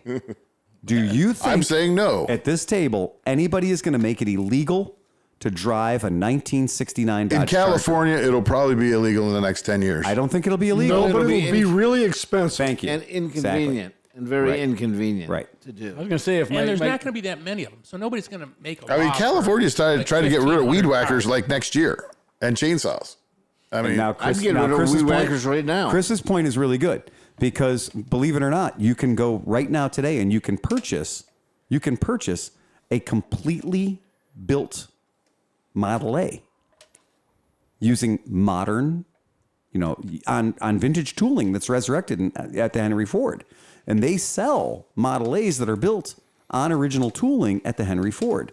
So here we are over 100 years after that particular vehicle was produced. And you can still, if you're an enthusiast, you can still go buy one today. And you I can think buy the people gas to put in it. People are going to start making their own fuel, either running your car on alcohol. moonshiners. You don't man. have to, Or guys. doing it on You don't wood. have to because your 1919 Ford is still viable. Nobody said you weren't allowed to drive it, even though it's goddamn dangerous by today's road standards. Even though driving it is nothing like driving a modern car. It's more like driving a tractor.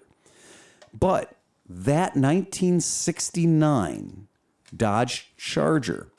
Now, will there be many of them left? Well, Chris, there's going to be a lot of them left because they produced hundreds of thousands of them. You can probably buy every piece of that car. You could build just like And the with companies like Bowtie Incorporated, you can buy any part you want for a 66 Impala and build the thing from the tits up. But they're trying to ban the Hellcat motor. Like there's only 1 or 2 more years of I Hellcat I motor. appreciate the living hell out of trying to ban it, and I understand people that have reasons to want to ban it. If I want a 700 horsepower motor, why shouldn't I be able to And have one? if you don't want to buy it from the guy who builds it with the big sign out front that says Dodge, You can buy it from the guy that says Lingenfelter or the guy that says whatever tuning house. But unless you really do believe with all your heart that in 40 years they're going to make it illegal for you to own and drive a 1969 Dodge Charger. I'm worried about them making it illegal to even drive at all. In 40 years, you might not be allowed to drive your own vehicle. Or if they really, when self-driving vehicles really come out and become adopted, they're going to, what's very quickly going to happen is like, it's not the self-driving vehicles are the problem. It's the people who aren't self-driving. They're running into us. So nobody can everybody has to self-drive. So this system works. The people who are going to be in charge of the government in 40 years are going to be the same people that are in charge of the government right now. Old white men and the relatives of old white men. And old white men consider 1969 Dodge Chargers to be church, right? They will not make that experience of owning a vintage that whole American generation car. is gonna be dead in 40 years. the Civic. It'll be the 90 In 40 Civic. years, when you look at what our kids want, what my kids want, they want the self-driving car. Right. They're like, Of course wait, they do. I just jump in the car. Of course they do. And I can play with my phone. Right. And just not even do anything. It takes me where I want to go. Yeah, sign me up. I mean, I don't think anybody's going to be taking away your 66 Volkswagen Beetle. kids I don't don't think even want to anybody's gonna drive be- these days. Right. They don't even want to get their license. And now gas might cost $27.50 a gallon, but Jay Leno motherfuckers are still going to have a fleet of cars, and they will take the special license test that Jay says that Leno will be dead in 40 years. I know he will, but his kids will be taking over, or somebody's kids will be taking over. Nope, they're selling that shit off quicker than fucking shit. Well, I think that in our country, we've learned that I think the cheapest thing in the world is going to be vintage shit. Like the bottom's going to drop out. It's going to be like, oh wow, that 50,000. Hey, man. The Michimachins and everything. It's going to be like, woo. 5 years ago when all the Cushman people all died at the same time, right? A Cushman went from being a $10,000 toy that came in a $20,000 trailer just for the $10,000 toy. That went back. That price corrected to $3,000 right quick in a hurry. Yeah. And that has happened several times in our sphere, right? I think there's Pre-war, pre-war classic cars in the mid 80s, you couldn't give that shit away. Nobody wanted it. $1 million vintage the Porsche. Model A's were going for like in the 30s to 50s, and then like 5 years ago, 10 years ago, you could buy them for $10,000 to $14,000. Exactly. Right. So Everything's cyclic. yeah, But I don't think at any point they're going to make it illegal for Steve to have a 1983 Suzuki GS850. I don't think they're going to make it illegal. I think they might make the fuel expensive. And I think it might just be like if you're going to go out and operate your vintage boat, you're going to have to go get gas for it. But you know what? I've already had a meeting. We had a company meeting at work. Yeah. And they are concerned Company about meeting at work. Well, yeah. like a whole company, Well, not what just about- my department or something. You're talking about the exhaust. So they're really. It used to be you could buy a bike and you put an exhaust on it. Then it was like, oh no, it has to be stamped for off-road use. Well, that's like that's now what they're getting at. all that It's already perform- happened. Yeah. Well, that's what this meeting is. Like a lot of these places. I don't think it's going to ban the cars, but I think you're going to have a stock car. I don't think you're going to be able to have a no reflashed ECUs, no nothing like. In Europe already, it's hard for KTM to operate in Austria because there's nowhere in Austria that you're allowed to run a dirt bike. Okay. So if you want to run a dirt bike in Austria, you got to first leave Austria. Okay. then in racing too, they run Nothing to do with restrictors, Europe. Of course. and they run a limit to displacement. Right. So Yeah. and maybe your displacement limit's going to be 1 liter. And there's always Or- going to be this ridiculous competition where we are, at the end of the day, we're going to say, stop. What do you care about? Well, man, I got to get down that quarter mile as fast as possible. Great. Then continue burning nitromethane, continue scattering a motor every 10 runs, or slide over here into this electric-powered slingshot we have, and you will beat everybody here, and then you can drive it home with the air conditioning on, right? And stop at, Giant Eagle on the way home and get groceries. Well, the day that they can run a electric car at 3.3 second Right. quarter mile at 330 miles Right. an hour, they'll change people's minds. I think they're already there. Really? Yeah. What's the fastest? I don't know. electric car? I do not know right now, but I think if we got deep down into it, I'm certain that there is very little that can't be done squeezing electrons. And if we postured on it and took a little bit of time to figure it out, I think that people were making ridiculous quarter mile runs, obscene quarter mile runs, even 20 years ago on electricity. outrageous runs. I mean, you could make a good run with a Tesla. I mean, the high-end Teslas, the four-wheel, The Plaid. yeah, but that's not gonna. You're not gonna beat a railer with a Tesla. You're not gonna beat Like a top fuel. Like I'm top going tomorrow. fuel. To fuel. Yeah, I'm yeah, going that's tomorrow. what I'm saying. Like that kind of stuff, you're not gonna beat. Look, I'm for fuel economy. Like I said before, I think everything should have a turbo because that's a win-win. Get better fuel economy and more horsepower. And that's a $200, $300 part to manufacture. It's not really even going to make the cost of the vehicle go up that much. So make that law right now. Right. Then you'll know. That's why you don't know. and that's why you don't know. But it makes my ears sweat. Yeah, but that's And you really have sweaty ears. They drip all over. so. I do think that Oh, by there the will way, be no, and I have no problem with if you want to give me a Carmen Ghia, an old, give me a fucking 50-year-old or 60-year-old Carmen Ghia. And if I look at that thing and I'm just like, God, that's fucking gorgeous, man. That's just beautiful. I just want to get in that thing and just drive it around. Right. And then if you tell me, I got bad news for you. What's the problem? It's got a hydrogen fuel cell motor in it. All right. Yeah, cool. That's great. I don't give a fuck. Oh, well, it runs on batteries. I'm cool with that. That's great. It's got a Mr. Fusion. I'm fucking cool with that. Bring it on, baby. It runs on a series of elastic rubber bands that late at night we have pigs out in the back running on treadmills to wind up, and then you get to drive it for 42 miles, and then you have to hook it back up to the pigs again. Fucking A, man. I'm still cool with that because it's still cool. It's still fun, and it's still cool. see, that's my point's not to not go to electric. Right. My point is that the resources to go to electric Yeah. aren't available yet to be able to do that. Yeah, and there's I also... think it just creates its own big mess. It's just another bigger mess. Right, and that's all I'm saying. I mean, I own electric. I mean, Yeah. everybody knows I own an electric motorcycle. I ride it to work, Right. and I love it. It's fast. It's fun. Yeah. It's cheap. Right. You know, it does everything I want it to do. And I'm not saying I would rather ride that than a gasoline powered one right now because then I don't pay extra $10 to go back and forth or whatever. Yeah. But what I'm saying is that I'm lucky that I can afford to buy one. Right. And so I was lucky that I got one, but if I didn't have it and I was forced to get one, I wouldn't have one. Right. I would have an electric bicycle, but those are $3,500. Right. How many people here in the podcast have in their lifetime, in their entire lifetime, washed clothes with a gasoline-powered washing machine? Anyone?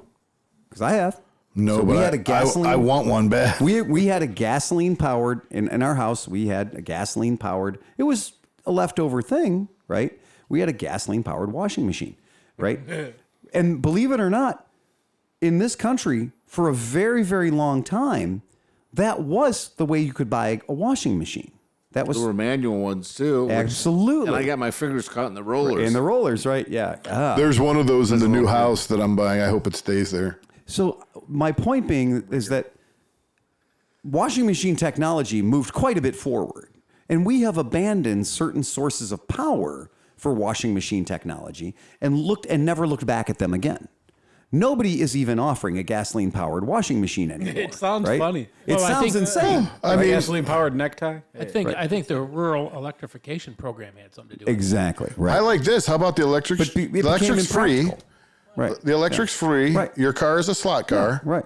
You just jump on the highway. You get on the slot. Yeah. And you get from yeah. A to B for free. Right. The government pays for the electricity. Hey, and I don't have to have a battery. And I have no problem with We any need of it to that. get to your slot. No, I can run use gas. my gasoline-powered hairdryer. It says Vespa on it. but Vespa on the side. Twice around the block, dry.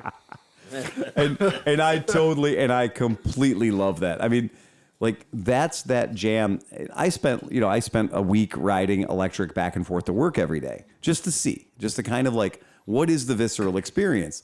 And so 2 days I rode a scooter and 3 days I rode two different electric motorcycles. And I just did an entire week of commuting on electric, purely just to see. And I don't live 5 miles away. I've got 18 miles each way, so 18-mile each way commute.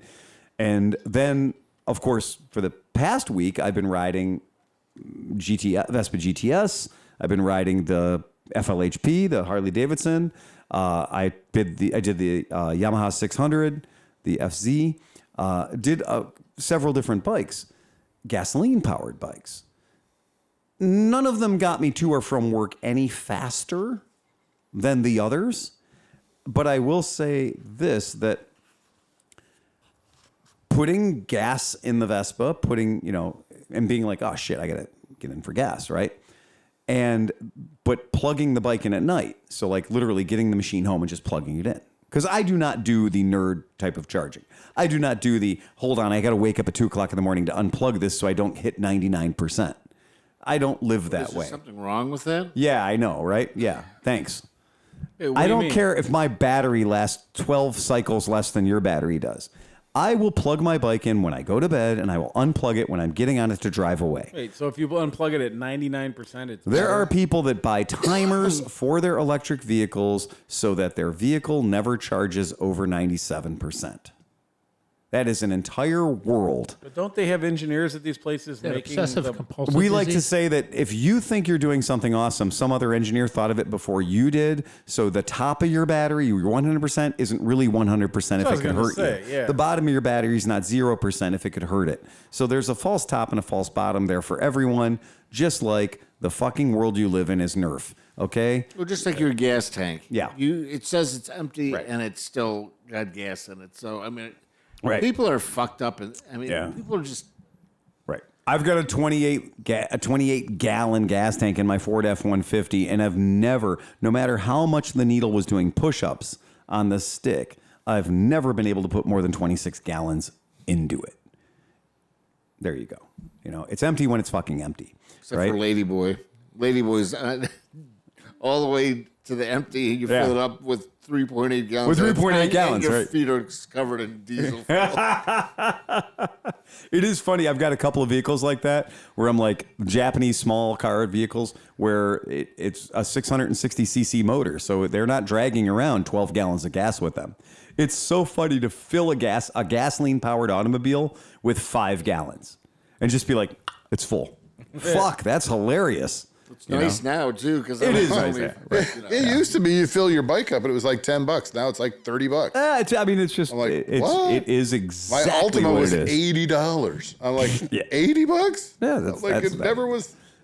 You guys never lived in Europe. My passport was 3. And I have no intention of Right. ever doing Yeah, so. I mean, for very obvious reasons. For me, if I knew I was going to be driving the car to work and I had to go put gas in the car, I don't care. I would go to a PX so I could buy fuel coupons. And this way I was getting my gas at the same price they paid in America due to parity. But if I was traveling and I had to buy gas at the Exxon or at the Esso station and I paid what the Germans were paying for gas, Germans? it made my heart cry. I'd be like, Jesus Christ, I just spent $9 a gallon in the 90s for gasoline, Oh, that smells like a garbage what it bag. Wait, was that Mercedes that you said you drove? You told me Yeah, at the start Grandma's about that? Mercedes? Yeah. Yeah. Was that a diesel or was that a gas? No, that's a gasser. Gas? Yeah, it was a gasser. In Europe, I mean, they're very predatory against driving. I mean, it's like you can drive down a block and have 5 speed cameras. It's like they're trying to force you to walk. Oh, no, they're not trying to force you to walk. They're profiting from your insistence on driving the car. Yeah. They know that you're not going to walk. Trust me. Yeah. They know that they could fine you and fine you and fine you and fine you again. And you're just going to eat another cheeseburger and drive a slightly smaller car. But we did it. We were caught. I was driving a Fiat Panda. And the place I wanted to go had a sign I couldn't read that said, don't go past this sign between the hours of X and Y or you're going to get a $300 ticket. Because they didn't want any automotive traffic in that particular part of the city between 9 p.m. and 3 in the morning or whatever, 5 in the morning. Because they wanted that to be an area where people could go and walk around and enjoy the 900-year-old buildings. And my dumb ass was like, there's a spot right there. And so what do? I pulled in and I drank, and I 80, and by the time it was time to leave, some camera had taken a picture of my license plate, and I got a $300 gift. A $300 award for being in the wrong part of Italy at the wrong time of night, or at least my Fiat was.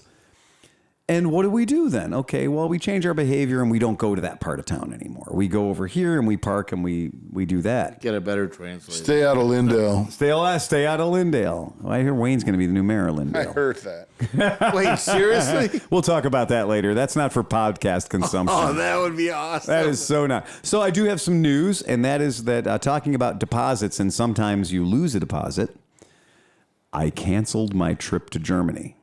I was going to go to Germany after AMA Vintage Days. I had paid the deposit and everything to Lee Out Adventures, you know. Did you demand it back and scream? And No, yell I on did the not. phone? I wrote him a very nice letter and said I won't be able to come. We're overbooked. I mean, we are overworked at the shop. I can't leave my shop for 2 weeks right now. I just can't do it. I can't go and fuck off around Europe. I wonder if it's could you transfer your deposit and say, look, I paid my deposit. If somebody else comes and takes it, I'll bet you. Why not? Ready? You're not getting Go, it baby. back. Go to Germany. I was already out. I couldn't afford. I didn't want to spend the money. I'm like, Well, anyway, I mean, hey, When is this? it starts on 4 weeks. July 22nd. Yeah. So I'm buying a house. No, I don't have that. yeah. So, but I mean, it starts. I was gonna bolt. I was gonna bolt on that. I was gonna get on the airplane on July 23rd. So Saturday at Mid How Ohio. much would it be altogether? I mean, like, It's like $2,600 before airfare. no, but I'm saying, like, the whole trip would cost. I was figuring $5,000. Whatever it costs you to fly over there. And right now, flying over there is pretty fucking cheap if you buy your tickets from some company that isn't based in America. Yeah. So if like you go to Lufthansa's website and don't let them know you're in Cleveland and just buy a ticket from Cleveland to Munich, it's pretty fucking cheap. Now, if you go in through like, you know, Expedia, hey, I'm an American, well, then you're going to pay all the crap. They were But- talking about all the reasons not to go through third parties. That was on the radio Yeah. this morning. Just They're buy it like, right from the because fucking you'll be airline. the first. You like when they start cutting flights and cutting seats. You're if you buy it through United I or always right buy through direct from the airline. Yeah. And because it's just the way to do it. And then I always buy it with a credit card that's like an airline-based credit card because somewhere in your credit card contract, it says if the trip has to be canceled for any one of these 337 reasons, we're going to refund your money, right? And there's a lot of trip insurance built into some of these travel type cards. And that's just part of why you use that card. So if your rental car blows up and your luggage gets taken out with it, you're going to get a new bag of shit. But here's the trick. I had to cancel it because I can't leave the shop for 14 days. I just can't do it. And it's a 6-day trip. I was making it a 14-day trip on my own will. But I just can't do it. I can't leave. It's too fucking crazy here. Anybody who's been around here knows it's fucking bonkers. I've heard the ladies in Germany are crying tears. Well, you know, yes, the people at the Ditches pretzel stand are going to be very angry at me for not showing up because I was one of my fucking I will fiend. You give me a giant Weizen. I mean, look at I'm going to leave. I would leave Germany with all their carbs, and I don't mean carburetors. When I went there as a kid, I came back with 2 bottles of Hefeweizen in my suitcase. Fuck yeah, baby. Like I really am. My I'm parents are pissed. like, you brought back beer? I'm like, yeah, I'm going to keep it in the fridge. I want it nice and cold. I'm just going to crack them and drink them over the next few days. Yeah. I got to come down. I got to right. I need to reestablish myself. Yeah, I'm going to cut it with a little bit of Rolling Rock. But what's weird though is since I'm not going on that trip, now I'm like, okay, I'm not going to my staff isn't going to fire me. Right. They're not going to have a rebellion and leave. So I'm going to do Mid Ohio. Down with Rebelsis. Right. But you guys are going to have to forgive me because now I'm going to have to take Mid Ohio to an 11. Oh, yeah. Oh, Because I don't have to leave there on Saturday anymore. Right. So Liza was one of those phone calls with Liza where she was like, I'm so sad you can't go to Germany. But since you're going to be there the whole time, I guess you're going to make the exit strategy from Mid Ohio a lot easier for me and all my friends that I'm bringing. Oh, nice. So Moyen and Haley, Belle from London, all the people, all the celebrity guests that Liza's bringing in, well, they're all coming into Cleveland first. So what type of $500 a night RV are you going to be renting? I was thinking about that. No, John, I was. It doesn't have to be 500. It could Right. be like 150. Like there's lots. Well, the last time we did it was almost 1,000. That was extravagant. Yeah, that was extravagant. That was exorbitant. It had a porch It had a garage that had an upstairs bedroom and a porch. and a porch. Yeah. The Gov Deals has 2 in Cleveland right now. For Really? Like $150. Like a mobile command station. That'd be cool. Yeah, but I mean, so the point being, whatever it is, one, we're going to work on a shit ton of these fucking China's finest trade-ins, make these bikes go away kind of thing. So we're going to have a lot of bikes ready to go for Mid-Ohio. And so everybody will have something to ride and sell, right? Here's your bike. Enjoy riding it. Bring me cash on Sunday. I sold my rider. You did sell your rider. You did a great job. Yeah. And so we're going to have a lot of bikes to sell, and there's going to be a lot of people. So I'll be able to lean into the event. Vintage Day is a lot harder. Yeah. I'm looking forward to that. Really, and I mean, you guys know we love that shit. But now we're going to love it better because now I don't have to leave on Saturday at 3 p.m. I can just let this thing be a nice slow elimination. Plus, Saturday at 3 is usually when you're tuned up enough that you buy interesting shit. Yeah, Saturday at 3 is normally a pretty good time for me to buy I think this shit. year I'm going to take off Monday and stay over Sunday night. I don't think so. I want to stay there Got a little Sunday. Mid-Ohio flu? Yeah. Yeah. So I know Liza and those cats are all planning on flying out on Monday. So we'll be able to do Sunday's fun at my house. We get everything back to the house. We drop the trailer off at the warehouse and do whatever we got to do. Then we get back to my house and we got the lake right there, right? Oh, yeah. So we can all just kind of go down to the lake and just very quietly wander down to the lake. It's close. And we wander down and we just sit there and, you enjoy your drug of choice with your feet in the water, maybe go to have a swim, come back, lay out, and just chill the fuck out. Yeah. And it's the closest thing to being at a resort.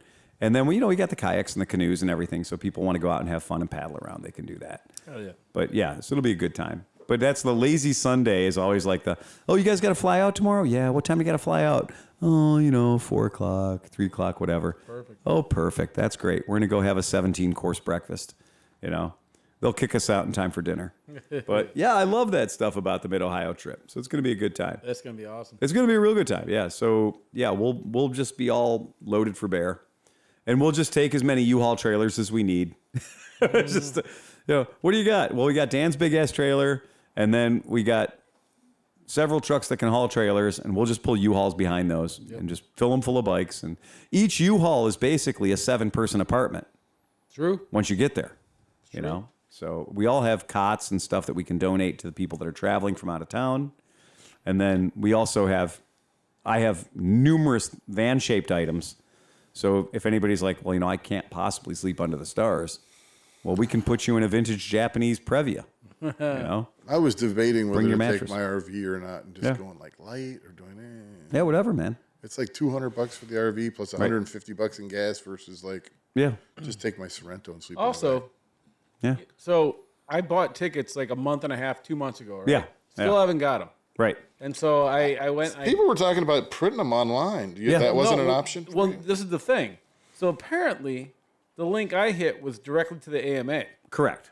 And, or you can buy them directly through Mid-Ohio. Correct. And so I called Mid-Ohio, and they're like, we don't have your name on here. I'm like, motherfucker. Right. And then they were like, did you try the AMA? I was like, no, I didn't know that was an option. Right. And so I did. And then so the AMA is like, we'll be sending them out 7 days before the event. That's what they did last year. Yeah. What the fuck is wrong with No, that's them? what they do. Yeah, but what if you're 7 days away? But you have a confirmation email from when you paid for it, and your confirmation email is what shows that you did what you said you did. All right. They did the same thing last year. That's fine. Okay. Yeah. I was getting It's a little always been nervous. that way. Yeah, it's fine. It works. Have we figured out Wednesday debauchery? We're not talking about that. That's true. Yeah. Why would we even say that on a podcast? No, I'm just saying because we usually get together and we just hang out. We can here. talk about that later. Exactly. Right. Why would we even talk about that? Wednesday night we go to Porco. Somebody's Right, got to edit that out. Right. Yeah. I didn't say what the debauchery was. No. You're not getting away from that. Oh, this guy. Don't worry, you'll be naked in a field. Look, Right, this guy's exactly. busting my balls, but he had to go home from a ride on Saturday because he forgot to shut his fucking choke off. Oh, fucking choke, man. Oh, I hate that. You There's run some around with the choke on? dipshittery going on there. Oh, man. Oh. Something's wrong. I think my bike is broken. It won't run right. And then his son texts me later. By the way, Dad didn't shut his choke off, so the bike wasn't working. I switched a bike from reserve. I was riding on the freeway on an old CB 750. And I had always done my odometer, so I knew that at 120 miles, I had to switch to reserve, or give or take. And so I'm hauling ass down the freeway, just having a great fucking time. And the bike does the whole, I'm running out of gas thing. So, we all been there. So you reach down, switch that bitch over to reserve. And but Suzuki's, Yamahas, and Hondas have not agreed upon what direction their fuel taps go ever, ever. There's no consistency at all. Suzuki sometimes doesn't even have an off, right? Nope. It just has a prime for some stupid reason. And if you put it on prime, you will wake up with your garage full of gas. Full of gas, absolutely, right? Because it says, hey, float needles, be damned, right? So I'm rolling down the road, and I was like, this is great. I'm having a good time, but, I got some time. Oh, yeah, whatever. And I was like, oh, okay, great. So I reach down, and I switch it. Well, not having it. And shit only got worse. You put it back on tank. Yeah, right? Oh, my fucking God, man. And I was so pissed. And I had gone back and forth between on and stop, on and off, 4 times. And never managed to get it to reserve, which is where I really needed to be. Right? And so I would get it to between the two, and I was like, there's just no way in the world that all the way back by my knee is going to be anything other than go.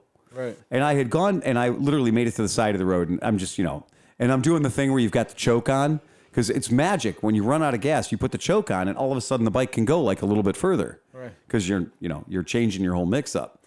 And I was like, God damn it, on the side of the road, got the choke on, and my dumb ass is like, oh, fuck you, dipshit, you never put it in reserve. Yeah. You were fighting between on and off. So I put the thing in reserve. Cool, great. Get back on the freeway. I'd left the choke on. Honda, inline 4-cylinder, 4 pipes that used to be chrome. Oh, yeah. And they're not chrome anymore. Nope, I left the choke on, 75 miles an hour, just reefed on it for another 40 miles. And I'm surprised you got 40 miles. I got 40 miles on that. And I was like, I got in the gas station. I'm like, God, it's running like shit. Because, when you get to that bottom of the tank, when you get to reserve, that's where the gravel is. That's where the water is. That's where all the garbage is. What am I sucking up right now? And I had a long way to go to the next gas station. I just had to suck it up. And a short time to get there. Fuck me over. I was thinking everything was the problem except for my dumb ass left the choke on. It was an ID10T error. It was an ID10T error. No shit. And I'm like, okay, well, now these pipes are blue. Yeah. Oh, the pipes are blue. That's great. Blue, been on choke for a whole long time. Blue. Which explains why I got a good long range out of that. Oh, fuck me running. I was so embarrassed. And I choke on the whole time. And I was like, the gas bike's like, I need a beer. Well, because what happened is, on those bikes, the choke knob was down by the tap. Yeah. So, of course, dumbass. It happened. Got me. Fucking got It me. happens to the best of them, right, Smith? Dude, it's not a unique experience to fucking leave a choke lever on. I have also been the guy that did run the bike on prime. That ran the Suzuki on prime and forgot about it. Because, you got to put it on prime to start it. I don't, but yeah. Yeah. So I put it on prime to start it. And then, 2 minutes later, 3 minutes later, shut the choke off, push the choke in, still riding, having a great time. Prime doesn't tell you when you get to the bottom of the gas tank. You do not switch from prime to reserve. Prime is reserve. Prime is all of it. Yeah. Prime is it. When you run out of gas on prime, the only thing you know is you're out of gas. Right. There is no, I'm going to lean the bike over to the left for double secret reserve. Maybe if you're lucky. Yeah, I call prime the end of the season, clean the gas tank out in the floor button. In the floor. There's something about a leaky petcock that probably saves a lot of bikes. Yeah. Because they just empty themselves. They just drain themselves. Like my mower, Right. it leaks. I could fix it. Yeah. But I kind of like that it just empties itself Right. every time I use it. And with my mower too, I never, in my history of owning my mower, I have never parked it with gas in it. Because when I'm done doing my yards, when I'm finished, right, there's going to be a little bit in there, right? But I'll make sure to I'll do the detail work, right, until the son of a bitch runs dry. Because when it runs dry, it runs dry. Those plastic carburetors do not like sitting with gas in them. I just put a little splash in there, just enough to do the yard. Yeah. No, I run them dry every single time. Because we had a gentleman today who came in with a bike that had 63 miles on it, and the bike's from 2004. Oh, jeez. Now, the good news is the gas that was in it was from 2004, which was still gas. Wow. Right. Impressive. So it was still gas. But there was a problem because, you're going to make it run, but you can't trust him to only put boat gas in it. My buddy has a Hurricane that I'm very interested in, but he doesn't want to sell. He bought it. Yeah. But he's like, yeah, that thing's been sitting for like 15, 16 years. I'm like, just go cut the fuel lines. Do something. Get the gas out. He's like, oh, yeah, I looked in there. It looks really bad. I'm like, well, do something about it. Oh, this thing was a train Then give me wreck. the bike. Give me the bike. Yeah, that's exactly the right answer. You're clearly not using it. No, I've already talked to him, and guys that don't talk into microphones don't get bikes. So, and the Can I have a blue mic from now on? They're better mics. the message thing, John was being beguiled for his emanations. He was being maligned for his odiferous emanations. Right. So Yeah. Well, I'm today bathing we on it almost now. had the trifecta. Oh, yeah, we were going for it today. Yeah, we had Blue Sky and Kodrowski's. I pulled the pro move. What the fuck's a blue sky? Blue Sky is a restaurant up in, they have one in Amherst and one in Elyria. If you ever get a chance to go there, hit it. Vast menu, excellent food, home style cooking. Okay. Like my sandwich was the Blue Sky breakfast sandwiches. Your choice of meat, but it comes with a potato pancake and 2 eggs over easy and like 3 slices of cheese. So you ate this for dinner? That was breakfast. Breakfast. So I went to pick that up. so and that's then, breakfast. Of course, right around the corner was Kodrowski's, which is home of the Snoogle. Oh, So I had to go get so I'm like, Steve was bitching he wanted donuts, so I got donuts too. Okay. And then we realized, so we Wait a did- second. That's still breakfast. That's just breakfast. That was first and That's second breakfast breakfast. So dessert. that's breakfast dessert, right? Okay, Yeah. got it. That's breakfast dessert. And then Then we wanted to do dairy twist, but we decided lunch? not to. We didn't do dairy twist. No, because we were all. or is that going to be a midday snack? We had donuts for lunch. Everybody was laying on the floor. dude, you guys, Passed out? you would have had a coronary. There would have been ambulances if you would So have. tomorrow we're going to Dairy Twist. Oh, good. I had a Cliff Bar. Yeah, I had a banana. Right. I didn't have. I had eggnog in my coffee. That's the way I like it. Where are you getting eggnog this time of year? Mark's has CF Burgers eggnog, still there and in their regular dairy case, and it's And how's it dated? the one I got today expires on August 19th. No shit. Eggnog keeps a long time. Hartzler's might still be making some. Yeah. Mark's will legitimately keep a stock of eggnog there for me because I put it in my coffee. Nothing quenches a thirst like a good glass of eggnog On a on a good- 95-degree day. On a hot day? With some bourbon in it? On a hot day. Yeah. On a hot day, you just need a nice shot of eggnog. I Yeah. was handing them out at the marathon here. Some eggnog. Hey, man. I like their croissants. It's a croissant. Yeah. Glazed. Glazed A croissant. glazed croissant. You thought it was stuffed with cheese, but it wasn't stuffed with cheese. No, It looked I knew like they it were was. playing. it No, looked that's like Ben after was John saying fucked that. it. What the hell, man? Stuff with The something. noodles are stuffed with sweetened cream cheese. Steve Yeah. always eats his donut opposite of the asshole. Right. So yeah, you yeah. start right. Yeah. He goes in face first. Yep. Yeah, Damn. My it's a God, rule. man. It's a rule that cannot be broken. Fair enough. I get that. Yeah, I get that. Yeah, I just like to me, I get here at about 8. I fire up the shop at about 8. We get everything done and wait for the throngs of people to show up at 11. But I mean, I got a lot of stuff to do. So usually at about 10 o'clock, I get my coffee with my eggnog in it, and that's good. And then I'll usually eat something that resembles a high protein count bar, right? At least 21 grams of protein. And then that's it, man. I had That's it. 21 grams of protein and about 70 grams of carbohydrate, and 40 grams of sugar. Man. 60. Yeah. Sugar. Yeah. After you left today, I made 2 half-pound burgers and ate those. Oh, you needed a little touch up. What the hell, man? Did you put them on donuts? I should have put them on Christ. donuts. That's but I going to be didn't the do shit that. plan burger. It's 2 donuts with My a fucking God. burger in the middle of it. Yeah, we With got this sweet pizza. and cream cheese. We on got it the there. pizza today from City Pizza, and I had 2 slices of that. Yeah. And I was like, this shit is thick. Like, it's really good pizza. It's not messing around. There is nothing about that pizza that's Papa John's. It is a big, angry pizza. You achieve maximum density eating those. Yeah, you do. No, they're really like, There's very few pizzas in the world where you eat a pizza and you got to chew your way through it. And you do have to chew your way through that motherfucker. Ohio pie is like the opposite. It's like a real light pizza. Yeah, like, real crisp. But I like those too. Well, we tried to go to Dewey's today because, like I said, Tito Santana. Gavin Kohler said he was going to buy us lunch. So I was like, fuck it, Dirty Sanchez for all my friends. But I didn't know the Tito Santana. I've only ever called it the Dirty Sanchez. Yeah, it's Tito Santana. So I didn't know that the pizza in question, which is like nachos and pizza had a baby. Like, I didn't. So good. I didn't That's know a good that pizza was called something other than the Dirty Sanchez. So of course I call there on behalf of Cleveland Moto, and I'm like, yeah, man, I need to get an extra large pie. Yeah, I want to get 2 extra large pies. Well, which one do you want? I said, well, I want the Porky Fig, which is this thing they do, and I want the Porky Fig. And I want the Dirty Sanchez, and I just get silence over the phone, and they're like, "What?" And I'm like, "Oh, I want the Porky Fig, and I want the Dirty Sanchez. You know, the Mexican one." Do you mean the Santana? Is it the Mexican one? Yeah. Then that's what I mean. Quit being elegant. You knew what I was talking about.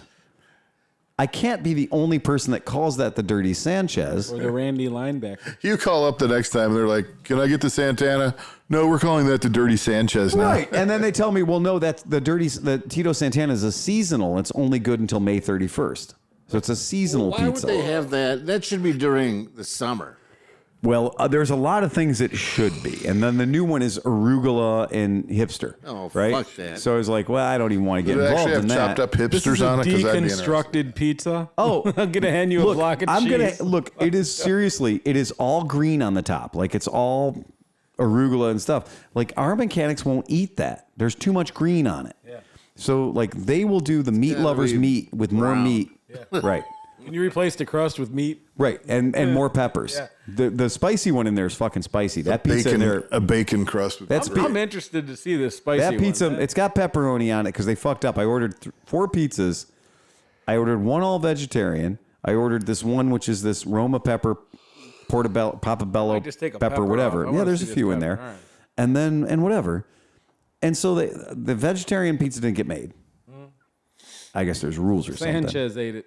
Yeah, right. So anyway, but I got there and I went and picked it up in the Honda Gyro delivery roof scooter, right? Yeah. The Honda Gyro canopy, Noco Pete's bike. It's up to 4,000 miles now. No. Sorry, Pete. But it is the longest it's gone since I've owned it because I had to go all the way down to West 117th. Wow. All right. So I had it at maximum velocity, 55 kilometers per hour indicated. Right. It won't go faster. I have hit the maximum speed limiter. It actually will slow the bike down. Wow. So I was going under the little dip under the railroad overpass over there at about 130th, 140th. And when I went under the dip, the bike was like, whoa, fella. Whoa. Settle down. Settle down. I know you're pinned wide open, but I'm not letting you go any faster. Speed lights blinking after the speed light the speed light is so random. It doesn't like speed and like once you hit that speed, it just stays on. No, even when you're going the speed where it's actually holding you back, the speed light is still coming on in a very erratic fashion. And you're like, why is that light flashing? And they're like, it's not. That's just you. They have it tied into the ignition. So when the ignition dies, the light dies. The light dies. Yeah. And the dude, when I showed up to pick up the pizzas, though, because the extra larges fit no problem in there with like 8 inches to spare. So there's no question that is the world's greatest food delivery vehicle. Mm-hmm. The downside is I had a cop come in behind me. It has a giant orange warning triangle in the back. Probably a good idea.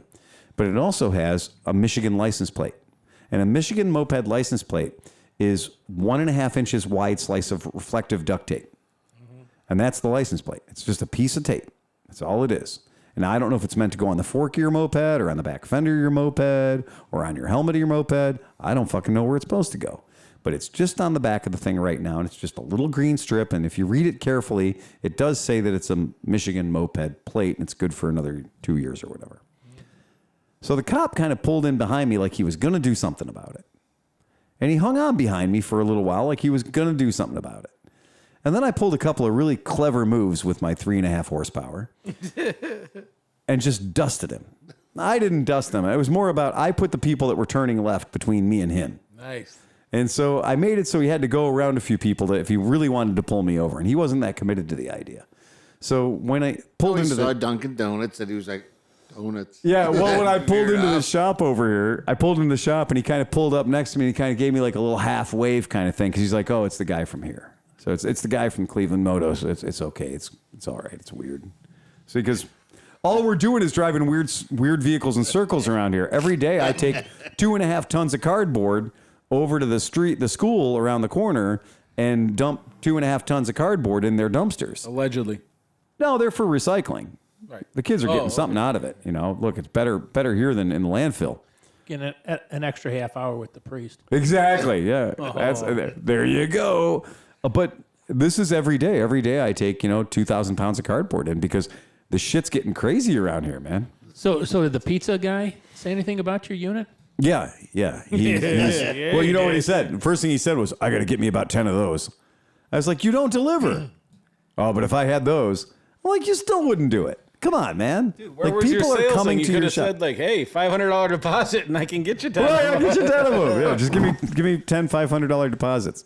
If you wanted to deliver, everybody's had this great idea. Domino's was going to deliver, and they were going to do a nationwide fleet contract with KROMKE to build scooters.